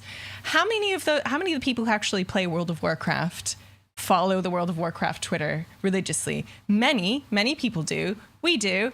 People who are very terminally online do this, and then they'll talk about it online also. But like at the end of the day, how is this actually going to impact, you know, people playing the game? Like, is it actually going to keep anyone from playing it? Well, it might just have people. I hope you're right. Yeah, I mean, I was just thinking about it, really. Like, who will it truly stop from playing the patch, or will it just feed the people who don't play the game at all but love to whine about it? Maybe just from a personal level, I don't want to feed those people. But no, I don't want to feed them. I think maybe either, you're right. I'm just gonna hope that you're completely right about this. That's just how I was trying to think about it, and it got me thinking about like how WoW tells stories. You know, also again this whole kind of Doom of Koresh audio novella that came out, like how you know. I'm going to say this, but it really made me want to make a video about like how World of Warcraft tells stories, like storytelling in MMOs. And inevitably, kind of the marketing arm is part of that storytelling, because so much of the story is like meta. It's about how the community experiences the story in these waves and teases, and then actually plays through the game, experiences the story in that way. But that's also spread over so much time. So your memory of how you play the game and the actual narrative content of it is so flavored by all of these moments. It's kind of, anyway, bit of a tangent. Maybe I get a bit more. Maybe I take the haters a bit more personally than I should. Yeah, I think you're probably right. But it just frustrates me that, you know, the narrative about this will be, oh, this story's dumb and bad and it's been done before in WoW. Yeah, and that's disappointing. That's not true. No, I don't think. Yeah. And so that annoys me. And I guess I know I'm going to get a bunch of people in my YouTube comments and on my Twitch chat and stuff saying that, and that is I'm going to annoying. look like a shill because I'm going to explain what actually happens, and which is exactly what happened when people misunderstood bits of Shadowlands cinematics, and me just explaining what they got wrong about what was actually happening in the cinematic was portrayed as me, like, you know, making excuses for it or something like that. When literally they said, I hate her red hat. And I was like, well, actually, if you look at it, the hat is blue. Yeah. And they're like, oh my God, I can't believe you're defending it. Yeah. You know, like to that level stuff. I guess I know how exhausting this discourse is going to be for me later down the line. And maybe that's why I'm taking it so personally. Because like, the job I have is going to be harder because of this. Or counter to that, the patch is coming out in a few weeks. Hopefully, you don't have too much time of the discourse being exhausting. Hopefully, maybe. The patch will launch, people will play through it, and it'll be like, okay, I actually enjoyed that story, and I thought that, but thinking about it, should they have shared this clip as the teaser? You've won me over. I don't know. Do you know what? I actually feel silly for being concerned about it now. No. I'm not trying to win you over. I think you've changed my mind. Well, I think you have. No, I'm not trying to. I'm just trying to think about it. I feel like in that dress you could win me over to anything, honestly. It's like, I know, I'm trying to think about it like big picture. Like, what are people going to remember about, this patch? What are they going to remember about, the end of this expansion? Because this is going to like the patch wrapping it up. And is it going to be that just, there was a tweet that we sided with Xal'atath? Like, probably not. Maybe. Hopefully not. Although, maybe I'm wrong, and maybe I'm just being too optimistic about all this. And I'm looking at the comments on the YouTube video of this as well. Oh, no. And you'll be pleased to know that all of the top comments are about feet. So, trusting Xal'atath after she destroyed my favourite city will be no small feat. Quentin Tarantino must be behind this, I swear. Yeah. We're risking our souls with this one. If we join forces with Xal'atath, we have to be on our toes. Yeah. You can always count on Xal'atath to jump feet first into a situation. Yeah.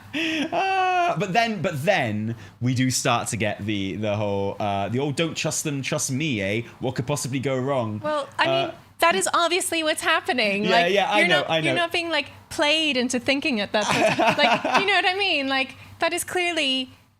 Anyway. So a lot of so one of the discourses I'm seeing online around this already is that it's just a repeat of the Uther, Sylvanas, Tyrande stuff from Shadowlands, which is it's so not that. It's just not. That never even crossed my mind. Yeah, literally. Like, reading comments and like under this YouTube video and online like on Twitter and stuff were the first I'd ever even thought of that. It's just not that at all. It was like that thing where people can only make parallels with like Marvel movies sometimes. Do you know what I mean? Like I really feel that sometimes. But I think that's just the YouTube commentary coming out. So I guess if you haven't played through the story, if you have, by all means, have any opinion you want. Okay. Oh my God! Of course. And also have any opinion on this that you want, this cinematic. Yeah. What I would say is that as someone that has played through the whole story on the PTR and who really really liked it, I would definitely say to you that I was also of a mind where I didn't love this story beat, and I was completely won over. I think they do it in a really fun, clever way. There's never any suggestion that Xal'atath is a good guy now, and it's all just about, when is she going to betray us, and that's actually played really nicely throughout the questing and stuff like that. So I find it, I find it really interesting. There's some great dynamics that happen as you find out more about the Koreshi and what happened with them, which I find really, really interesting, and more behind like Xal'atath's motivations and her origins as well. You find out a little bit about as well. Although she refers to something she just said, which is a bit of a revelation. But that actually isn't in the quest text.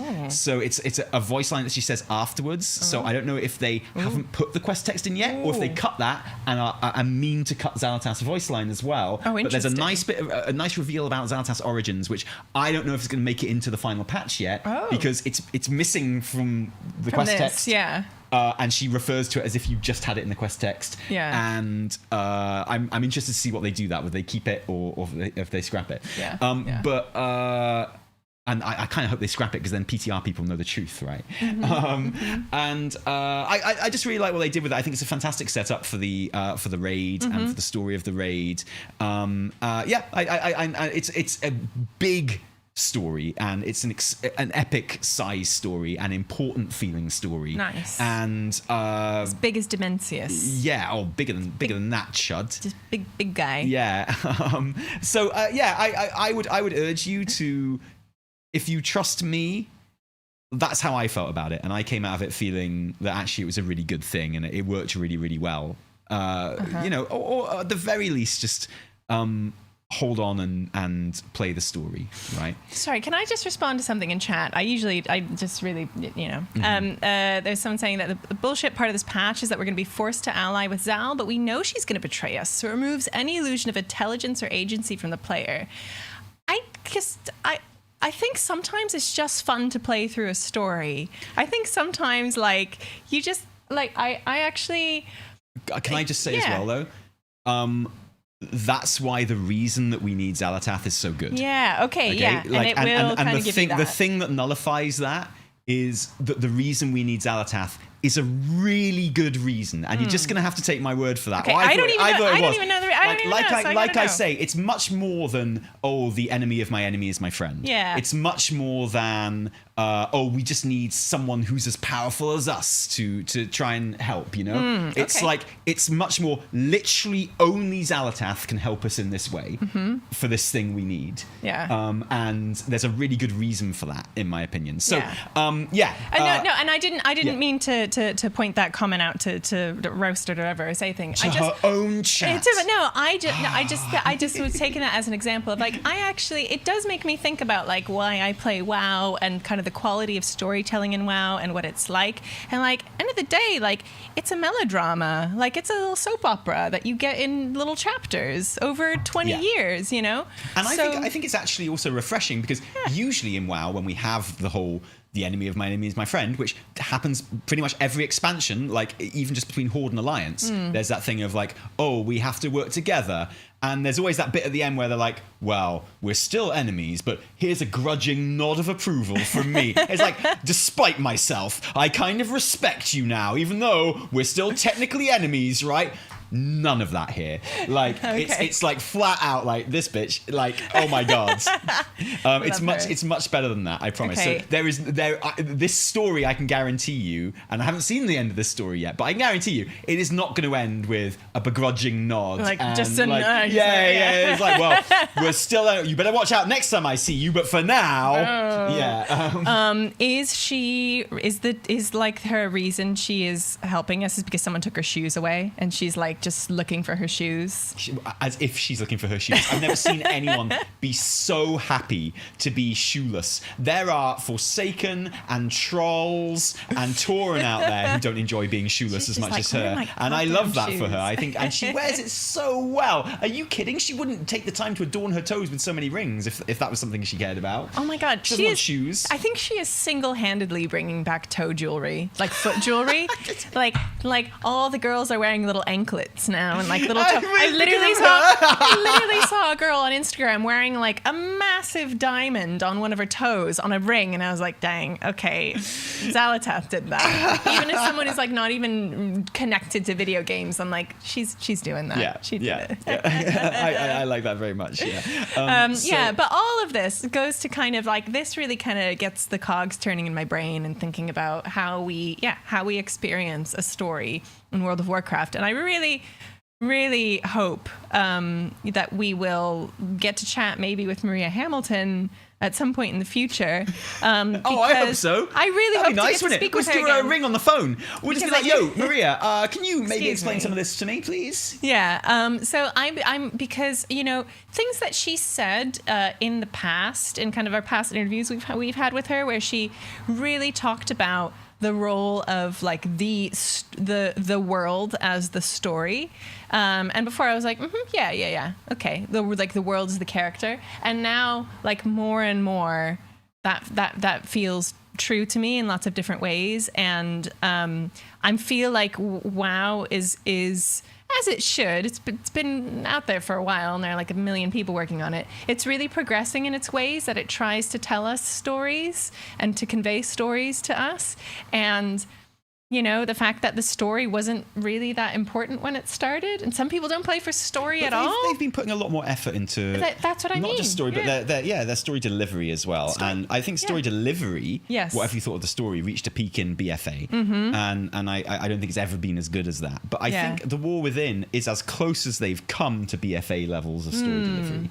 Like, I think the whole structure and of the narrative and of the story is just really, really good. And I like the story. We're going to move on to like super chats in just a second, but I'm noticing a lot of comments online, and one just popped up in our chat now of, do you feel like, you know, as an expansion it feels disjointed? Do you feel like it's kind of like being pulled pillar to post? I mean, do you feel like Koresh and Ethereals is a weird like left turn for the expansion? It doesn't quite fit. No, because no, personally, because I kind of expect that from a WoW patch. Like, I expect at some point we were going to go somewhere quite different, like 11, like a 0.2 patch. Like, it is the segue into the next expansion in a way. So I expect it's going to take me somewhere a little bit different. I think it would feel a little bit like stale if it didn't do that.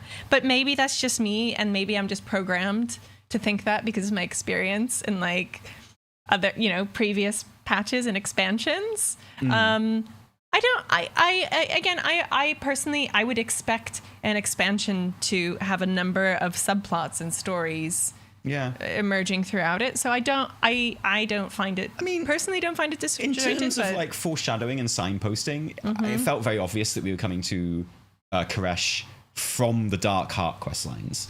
Like, you know, when Locus-Walker was that's been signposted. Yeah, exactly. It's like, oh, you're all hearing the World Soul, you're all hearing the Radiant Song. That's exactly what happened on my planet before Dimensius came. And you're like, oh, it feels quite likely that we'll probably go to Koresh and fight Dimensius. And like, I can back up that. That's how I felt, because we got videos at the time predicting that exact same thing, like after Dark Heart Quest. So it can't be... My argument would be that it can't be that disjointed, because if it had been, I wouldn't have been able to predict it to the patch. Like exactly what the structure of this expansion was going to be. Like it would be by its definition unpredictable if it was that disjointed.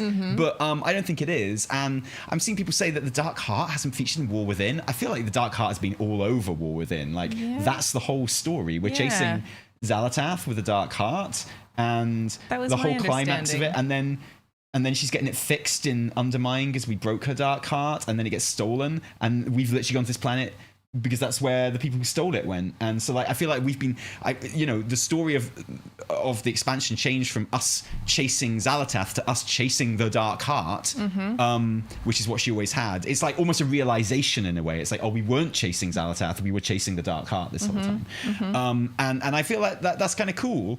And it's good that different zones have different vibes, and that different patches have different vibes, and otherwise it would all be the same thing. And people would be complaining that it's boring and all the same. That's my take on that.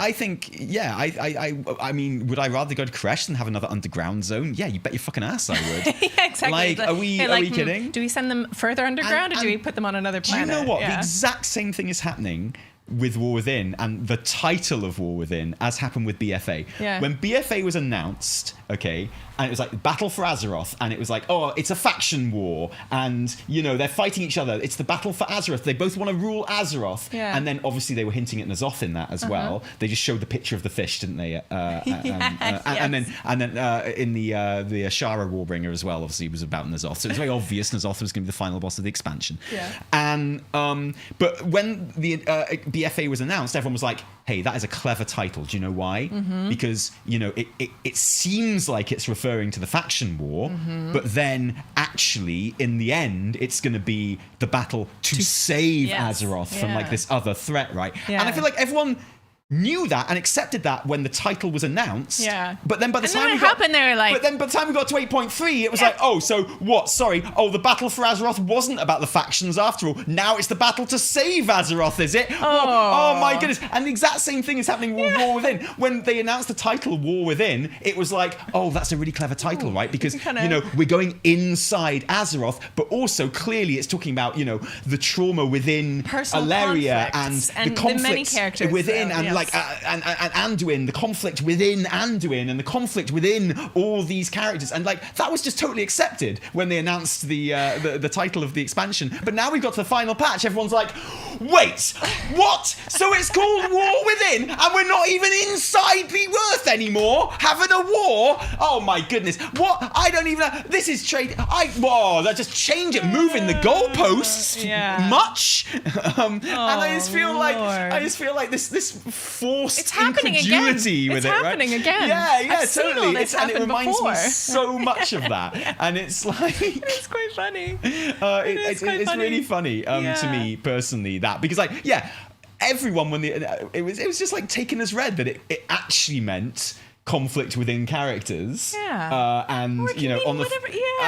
now apparently that's a bad thing. I don't know. So okay, now what I will give people is this kind of, we have come to understand that the World Soul Saga and that War Within, how it fits within that, bits of story have been kind of shifted across different expansions. There's been kind of like a restructuring of things. So I get why some people might be a bit like wary and be like, this doesn't quite fit.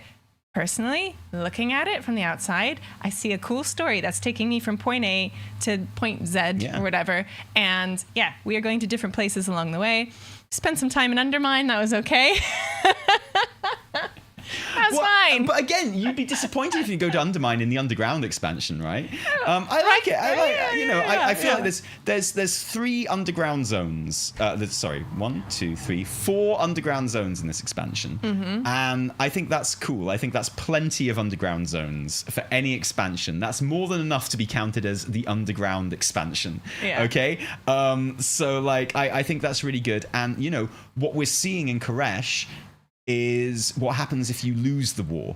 What we're seeing, Koresh, is what happens if you lose the war within, right? And that's important too. So I'm not making fun of the fan base. I'm making I'm not making fun of any one side of the fan base. I'm making fun of just the internet in general, right? Because it's broad strokes and it's funny. And if that's how you feel, that's how you feel. I'm not telling you you're wrong.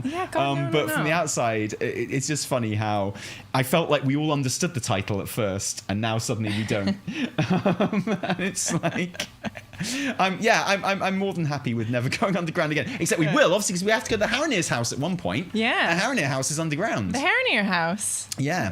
Harry Near's house. Harry's house. Yeah. Harry Styles album. I'm not sure that really it didn't work. It didn't work. But yeah. So I feel like the through route through the expansion has been fine, great. I get it. I get the story. I feel like the story's pretty tight when it all comes down to it. And I mean, I don't think there's been anything as left field as suddenly going to Ulduar, for example. No. Okay, guys. We got to kill the Lich King. It's all going off. It's all going off. Yeah. Okay. Before actually. Yeah. Wait, just one second. Let's go to Ulduar first. But now, Lich King better watch out. So I mean, that's a thing about WoW expansions. I think that's all okay. That's great. So I like Koresh so much, and I like the story around Koresh so much, that even if it were really disjointed to go there, I still wouldn't mind that much, to be completely honest. But I don't think it is anyway, personally. But that's only my opinion. Maybe you have a different one. A really good way of letting us know your opinion would be to pop it in a super chat and put it right in front of my eyes, but with all different colours and stuff like that. So we definitely see it. Would you like to get started on those super chats, Evie? Let's get in there. I completely forgot to set a goal because I was so excited. Evie, you broke my dark heart. Well, should we just pretend there was a goal? Should we say 20? How many have we got? No. We'll set a goal for the next one. Okay. And I'm thinking maybe we can set a bigger, longer term goal. That's we go to Gamescom with cosplay or something. Wait a minute. I'm not dressing up in a cosplay for Gamescom. Okay, well maybe what once. Do you take me for? For an hour. My cosplay, when I go to Gamescom, is going to be overdressed old man, as always, everywhere I go. Yeah. Yes. Okay, Rico says, hey Tally, we? hey Evie, this is your friendly super chat reminder and a 150 day of me asking the WoW team to add eyebrows for orcs. Oh, Rico, bless you for doing the work. I hope it's a midnight feature.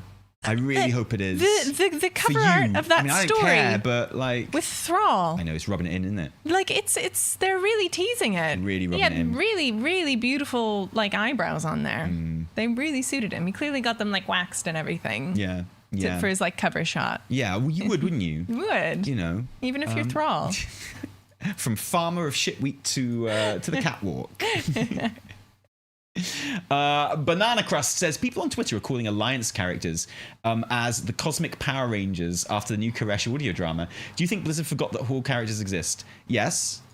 Yes, the answer is yes. Look, I don't really take the whole Horde or Alliance bias seriously. I play Horde and Alliance, okay? So I think one of the most boring conversations about WoW is you're ignoring this faction or you're ignoring this race or something like that. And it's also like a situation you can't win, because I think the race forget faction, but the race that has had like the most awesome story focus in recent years has been the Night Elves, and Night Elf players hated it.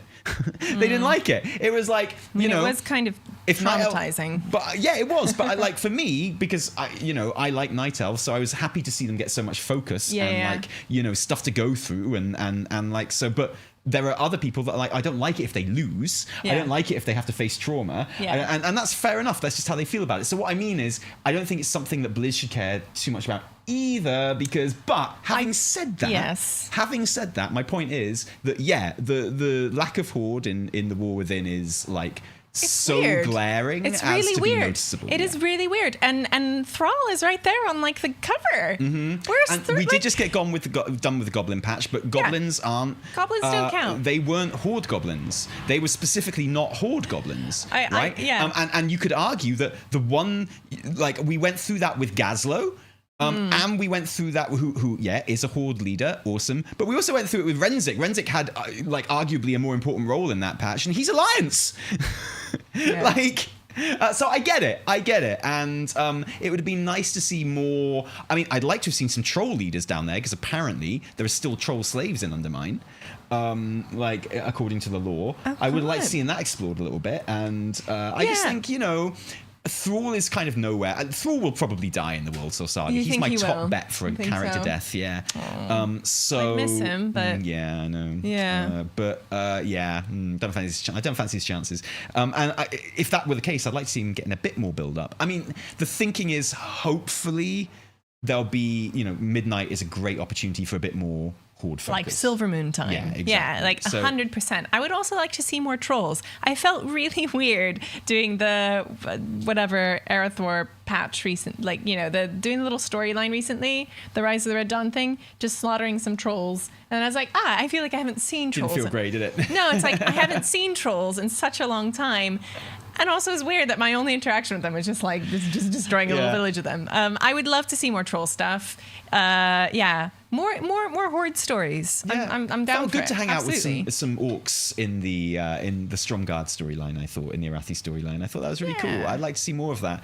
And you know, but I say hopefully Midnight will kind of set us up for some more Horde stuff. That's one of those things where the community has worked out that would be a good, sensible thing to do. So we've just decided that Chris Metzen has said that now. Like, you'll get people in my chat and stuff going, oh, Chris Metzen said it's going to be a Horde-focused expansion. It's like, no such words have ever been said officially. I know, where did that come from? Yeah. Just to be very clear on that, okay? So, like, it makes sense that hopefully that will be the case, but we don't know yet. And the thing is, Alleria is always going to be a main character. Like, you'd expect Sylvanas and Varisa to become more important in the Silver Moon expansion as well. But I mean, though that's another Alliance Windrunner, and a Windrunner who is no longer part of the Horde. I always want to say Valyria instead of Varisa. Yeah, me too. It's too confusing. Alleria and Valeria. Yeah. Alleria, Varisa.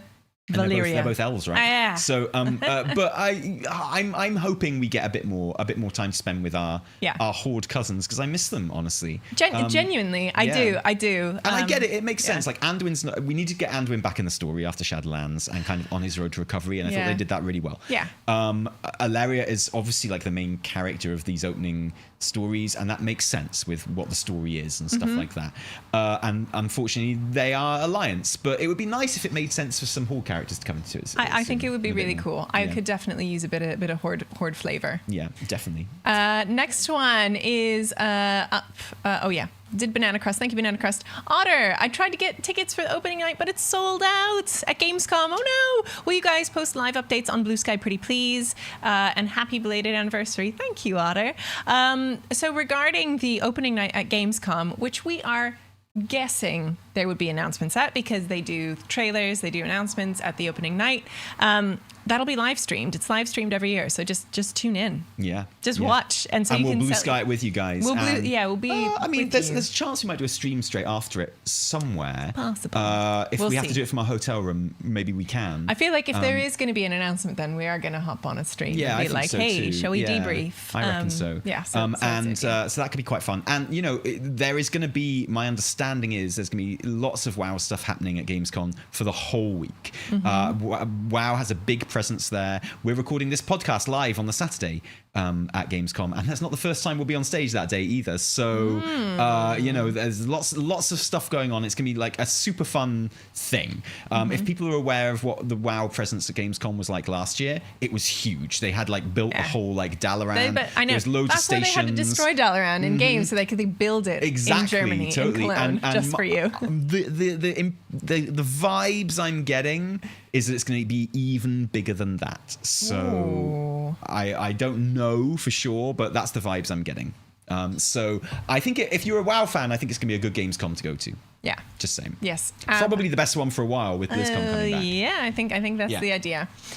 Cheers for that, Otter. Next one, Sai158. Thank you so much for the super chat. With housing, we need new emotes and poses. I want more RP in my MMORPG. I have always missed it in WoW. At the very least, we need access to emotes and poses that are in-game for NPCs already, like the bar lean. I know we're getting lean. Oh yeah, but I think there's some variations on like leans. Bar lean and bar clean and bar drink. Yes, are really good ones. Bar drink I love is really those good. ones. You use those. Totally. Yeah. And like wheelbarrow and like various like tool ones and stuff like that. Yeah, we need those 100%. Definitely. Yeah. Well, maybe those could count as housing content. Yeah. Why not? I'd do that. Yeah. I wouldn't mind having to collect those from bosses. Absolutely, yeah. For sure. That'd be really, really good. Thank you, Sai, for the chat, and I'm with you. We will presumably presumably part of this whole new in-game social team that has been assembled. Do you remember? That was announced a while ago. That there's the team kind of coordinating social interactions in game. I feel like they should be adding some emotes. Yes, I feel like, get on it, guys. That feels like would be under Evie the job has description. deigned that it must happen. Ding. Make it happen. Gokan-san, thank you so much. Teeny coming in clutch. Got the Ravenlord mount and the Baron's mount back-to-back runs. Amazing. Yes. Are you guys planning to try to come to BlizzCon next year if it still happens? if it still happens. Again, it is so far away in the future. Yeah, I'm actually not thinking about it. Struggling to conceive of it. But yes, if it does happen, and if Anaheim, California still exists in its current state, and if the world allows it, absolutely, we would love to go to BlizzCon next year. Yeah, definitely. Us going to BlizzCon has sadly, always been 100% unreliant on whether Blizz will take us to BlizzCon or not. Because it's for any European, it's kind of expensive. Oh, Lord. And, the hotels and stuff and like the trip over is like thousands of pounds and, all the money you lose from not working constantly during it as well. Belle's got the right idea. It sits at home and churns out 14 videos. You can't do that when you're actually at BlizzCon. So it's always sadly dependent on whether Blizz are willing to take us there, basically. Yeah. But hopefully, we don't mess anything up in the next year. Yeah. That is the dream. I haven't booked anything yet. Won't be booking anything until at least 2026. I've been very careful not to say anything bad on Facebook recently, so they let me in. Oh, that's good. Totally. Yeah, right. It's something to bear in mind. Cheers, Galkin-son. Appreciate the super chat. And one from Christopher Moniz. Hello, Dragnosi. Lovely to see you both. No question. Just wanted to show some love. I appreciate that, mate. Have a great night. Thank you very much. Have a great weekend. Thank you so much. That is awesome to see you. Lovely to see you. And thank you for the super chat. Another reason I want to go back to BlizzCon is to hang out with Dragnosian buds. Heck yeah. Drink some Japanese Buy whiskey. people some drinks. Yes, please. Just have a nice time hanging out and talking about feet. I didn't say that. Just drinks. 100% not Thundas. Thank you so much for the chat. Good morning, friends. Sorry if this was discussed. Do you think Horde will get Void Elf Demon Hunters if we get the new spec? Thank you. Stuck to the couch recovering. Oh, Thundas. So glad I have a podcast to catch up on to keep me busy. Hope you're feeling good. Hope your tattoo is feeling good, if I recall. Do you think we're going to get Void Elf Demon Hunters and the new spec? No. I think we'll get Void Elf Demon Hunters. Yeah, but that's what he asked. I don't think they'll be Horde Demon Hunters. Okay. I don't think they'll be Horde Void Elf Demon Hunters. I think Void Elves are Alliance. They will remain Alliance. Yeah. So the best we can hope for really probably is that Blizz feel the need to give Horde an equivalent, right? Which isn't set up in the quests like the Void Elf one is. But I mean, if you are just ticking boxes, Yeah. if you're just being all DEI about it, right? Yeah, you could give Horde Nightborn would be the obvious example, right? Yeah. Like, I think they use like the Night Elf rig, so it shouldn't be too hard. I mean, Void Elves is super easy because they are literally just Blood Elves, but with different color options. Yeah. So you basically have to make 0 changes to fit them into all the gear and stuff like that, and the customizations. Whereas I get the feeling Nightborn would be a bigger job. But I mean, yeah, I'd love to see Nightborn because I'd love to see the doors open up. There's so many races that are justifiably demon hunters, in my opinion. It feels in like the it, lore. yeah. After Legion, Yeah. like Panda demon hunters makes perfect sense. Draenei demon hunters makes perfect sense. Draenei demon hunters would be so boss. Oh my god, they'd be Like, so cool. so like good. a big red Eridar Draenei demon hunter. Why do they load me not up. exist yet? That would be so great. I'd love that. So Yeah. like there are loads of different races that I think you could kind of enable, and people would buy it, and it'd be great. And I just think that'd be fun. But they've got so many customizations, which are so specific. It's a lot of work, I'm guessing. But but Void Elves shouldn't be too hard. Yeah, could be good. And then we've got, I believe, one more from Ludius Maximus. Thank you, Ludius. What is your take on Xal'atath's position on the WoW 20th anniversary poster? It always puzzled me why she's in the center with the heroes. Ooh, which one is this? Oh, you know the one. I'm seeing if I can pull it up right now. Just Is so it the one with people- her like reaching around everyone? No, it's like the heroes Yeah, one. yeah. So it's this one here. Now, I would argue there are some people up there who are not heroes. Yeah, well, okay, so let me just open image, a new tab. Here we go. So this is pull this that is one the up. art that is being discussed. Let me Yes. go to here. And this is the key art that came out on the 20th anniversary of WoW. Oh, she looks so good in You've this got one, I have to Thrall say. in the middle, because he Lovely. is Green Jesus. You've got Alaria and Jaina right next to him. You've got Anduin and Alexstrasza. Now, and they're all undisputably good guys, right? Yeah. At the very back, you've got undisputed Illidan.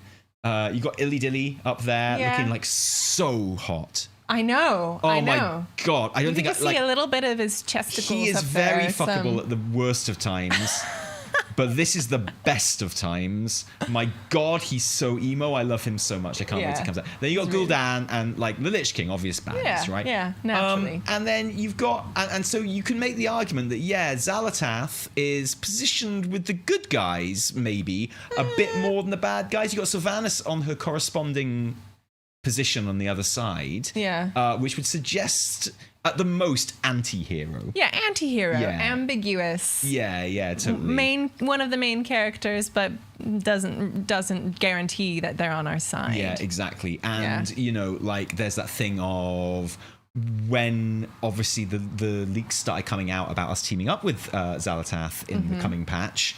People looked at this image again and were like, well, they do seem to have put her with the goodies here, right? Yeah. So, I don't know. What do you think? But I think at most... She's on the outskirts. Yeah, she's, exactly. And she's out there with I think she will get a much more unambiguously antagonist arc than Sylvanas will end up with, put it that way. Would be my guess. But hey, I could be wrong. Maybe this is absolutely a little clue as to what's to come. And maybe Illidan being up with the baddies is a clue as to what's to come as well. Because, Illidan's still around and he wasn't the baddie last time we saw him. But if my theory about Sargeras being the last Titan is true, and we need Sargeras' help to save Azeroth because he's the only Titan left because all the other ones have been killed, and we go and try and get him to help us, well, there's going to be someone standing in the way of that who isn't going to be too happy about us taking Sargeras. And that'll be his eternal jailer who's just like, in space torturing him forever. Illidan. So, Illidan, we might still have to fight and defeat Illidan in the future to get to Sargeras, right? So I don't know, maybe that's a clue as to his actual kind of positioning in the, the morality scale. Yeah. Yeah. I wouldn't like base who is good and who is bad based on this single image, which is literally just hyping up cool characters and making them all look really hot. Sorry, I just want to, this is like complete left field, but that reminds me of a comment that I've seen going around about the whole Xal'atath situation as well, which is that whole, it turns out that, everything she was doing was for a greater good. saying it's that trope as No, well. it's And just to not. be very clear, it's not that trope either. No. In that, I mean, She that was bad. Illidan. Yes. Illidan was doing that. Yeah, It turned out he was doing everything for a greater good. But that is absolutely not Xal'atath. Like, Xal'atath is here because she lost the Dark Heart and she needs to get it back, and also because of something else that comes out. But like, it absolutely was not, like, taking on Dimensius was not part of her plan. Right, yeah, Like, it was never what she was looking to achieve with any of this. And you know, if she were to get the Dark Heart back again, which I think she probably will, then she's just going to go straight back to what her plan was. Yeah. You know. So, Yeah. but this isn't it. This is her. You know. Her plans have been waylaid by us, and she's trying to get her shit back in order. So, Yeah. It's not that. It's not like the stuff she was doing was good all along. It's like, no, pretty sure the stuff she's doing is bad. She's like, Fair. she's just taking a break from it right now. Fair. To be fair, but yeah, I don't think she's in the goodie pool personally. I wouldn't. No. Well, as long as it's done well in the story, I never mind. Yeah. but- I just appreciate that we get a really hot art of her. Yeah, Like, the more Zali art, the Thank better, is you. what I say. Yeah, absolutely. Were there any more super chats, or is that our lot? that is the lot of super chats. Ludius, thank you. Always good to have a Cheers. celebrity in chat as well. So Oh, cheers, yeah. mate. Brilliant. Well, that concludes this episode of a WoW podcast. Obviously, it's nice, isn't it? Yeah, That was nice, a good episode, nice, that. chunky, just about 2 hours on the dot. Yeah, That was a I'm good going one. to try and get my cosplay in order for next episode. I feel like this week is the last week that we might possibly get any housing news. Oh, wait, sorry. Uh-oh. Laura Overhill gets in there with the clutch Australian dollars. Tally, did you change your mind on the last Titan? I thought you'd said it would be Aman'Thul. So my theory is that it will be Sargeras. If you're asking me to put money on what I think it'll end up being, I think it'll be Aman'Thul. Okay. You know? So my theory of what I think would make the most interesting story would be Sargeras. But I always say with lore speculation and stuff like that, I think it's really, really healthy to not connect too much importance to your own theories. And like, if you're wrong, you're wrong. And the worst thing you can do is thinking that that's the way the story should go. Because you see this happen a lot with internet fandoms in general. Like, they come up with some great speculation, which is really, really good, which I think the Sargeras speculation is. Love that stuff. And if it was true, I'd be like, yay, as long as they did it right, it'd be really good. But that doesn't mean I think that's the only way that the story should work. I see so many people being like, well, I convinced myself that this made so much sense that nothing else makes sense. Nothing else will make me feel good. Yeah. So I think the most likely outcome is Aman'Thul. I think either way, Aman'Thul is going to be a big baddie at the end of it. I think that's not a controversial opinion at this stage. I don't think Azeroth is a Titan, so I don't think it's Azeroth. So yeah, the only other option really is Sargeras, and I think we know that Illidan is going to come back through Chris Metzen's very, very subtle hint in that interview with Scott. So yeah, it could be either one for sure. But yeah, so that's my little speculation theory, is that it'll be Sargeras. I think the most likely thing is that it'll be Aman'Thul. Sure. Yeah. Anyway, thank you for that question. Thank you for coming in clutch at the end there. I hope that answered it okay. Thank you for everyone who joined us today for the live recording, which is always super nice, but also for the video, which is always on our main channel. Go and watch the spoilers video about 11.2 if you fancy it. Yes, if this has piqued your interest in the story properly. of it on, and come and listen to us on your favorite podcast listening platform, which I'll get onto as soon as this is processed as well. So. Yeah, thank you guys. Thanks for indulging us and letting me geek out a bit about the You loved that short. You loved it, didn't you? I have You really such liked a boner for him now. It's crazy. It's like insane. I have I want to make fan art. I literally just went. Oh my god! I paid good money for Locus-Walker fan art. I think you're gonna like my cosplay. Okay, wow. I went and I finished it and I was like, man, I gotta see all the Locus-Walker fan art. There's like nothing out there. Please give me Locus-Walker mummy fan art. Give me Locus-Walker speculative. What did he look like? Fan art. Oh my god! I want to see the hot emo anime boy. What he looked like before. Like beautiful, fan art. like Yeah, that's what I want to see. I want dweller, give me give that it to me. emo anime boy. Like and with this Locus-Walker before fan and with art. his like Oh my beautiful God. sand dancer girlfriend. Like, come on. Kitchen Troll, it is indeed Kitchen wine Troll, o'clock. it Thank is you for wine that o'clock. massive Thank super you. chat right at the end. Basically, no better way of finishing a stream. Let's do it. Guys, from Cheers, me, guys. Taliesin. And me, Avatel. Until next time, cheerio. Bye.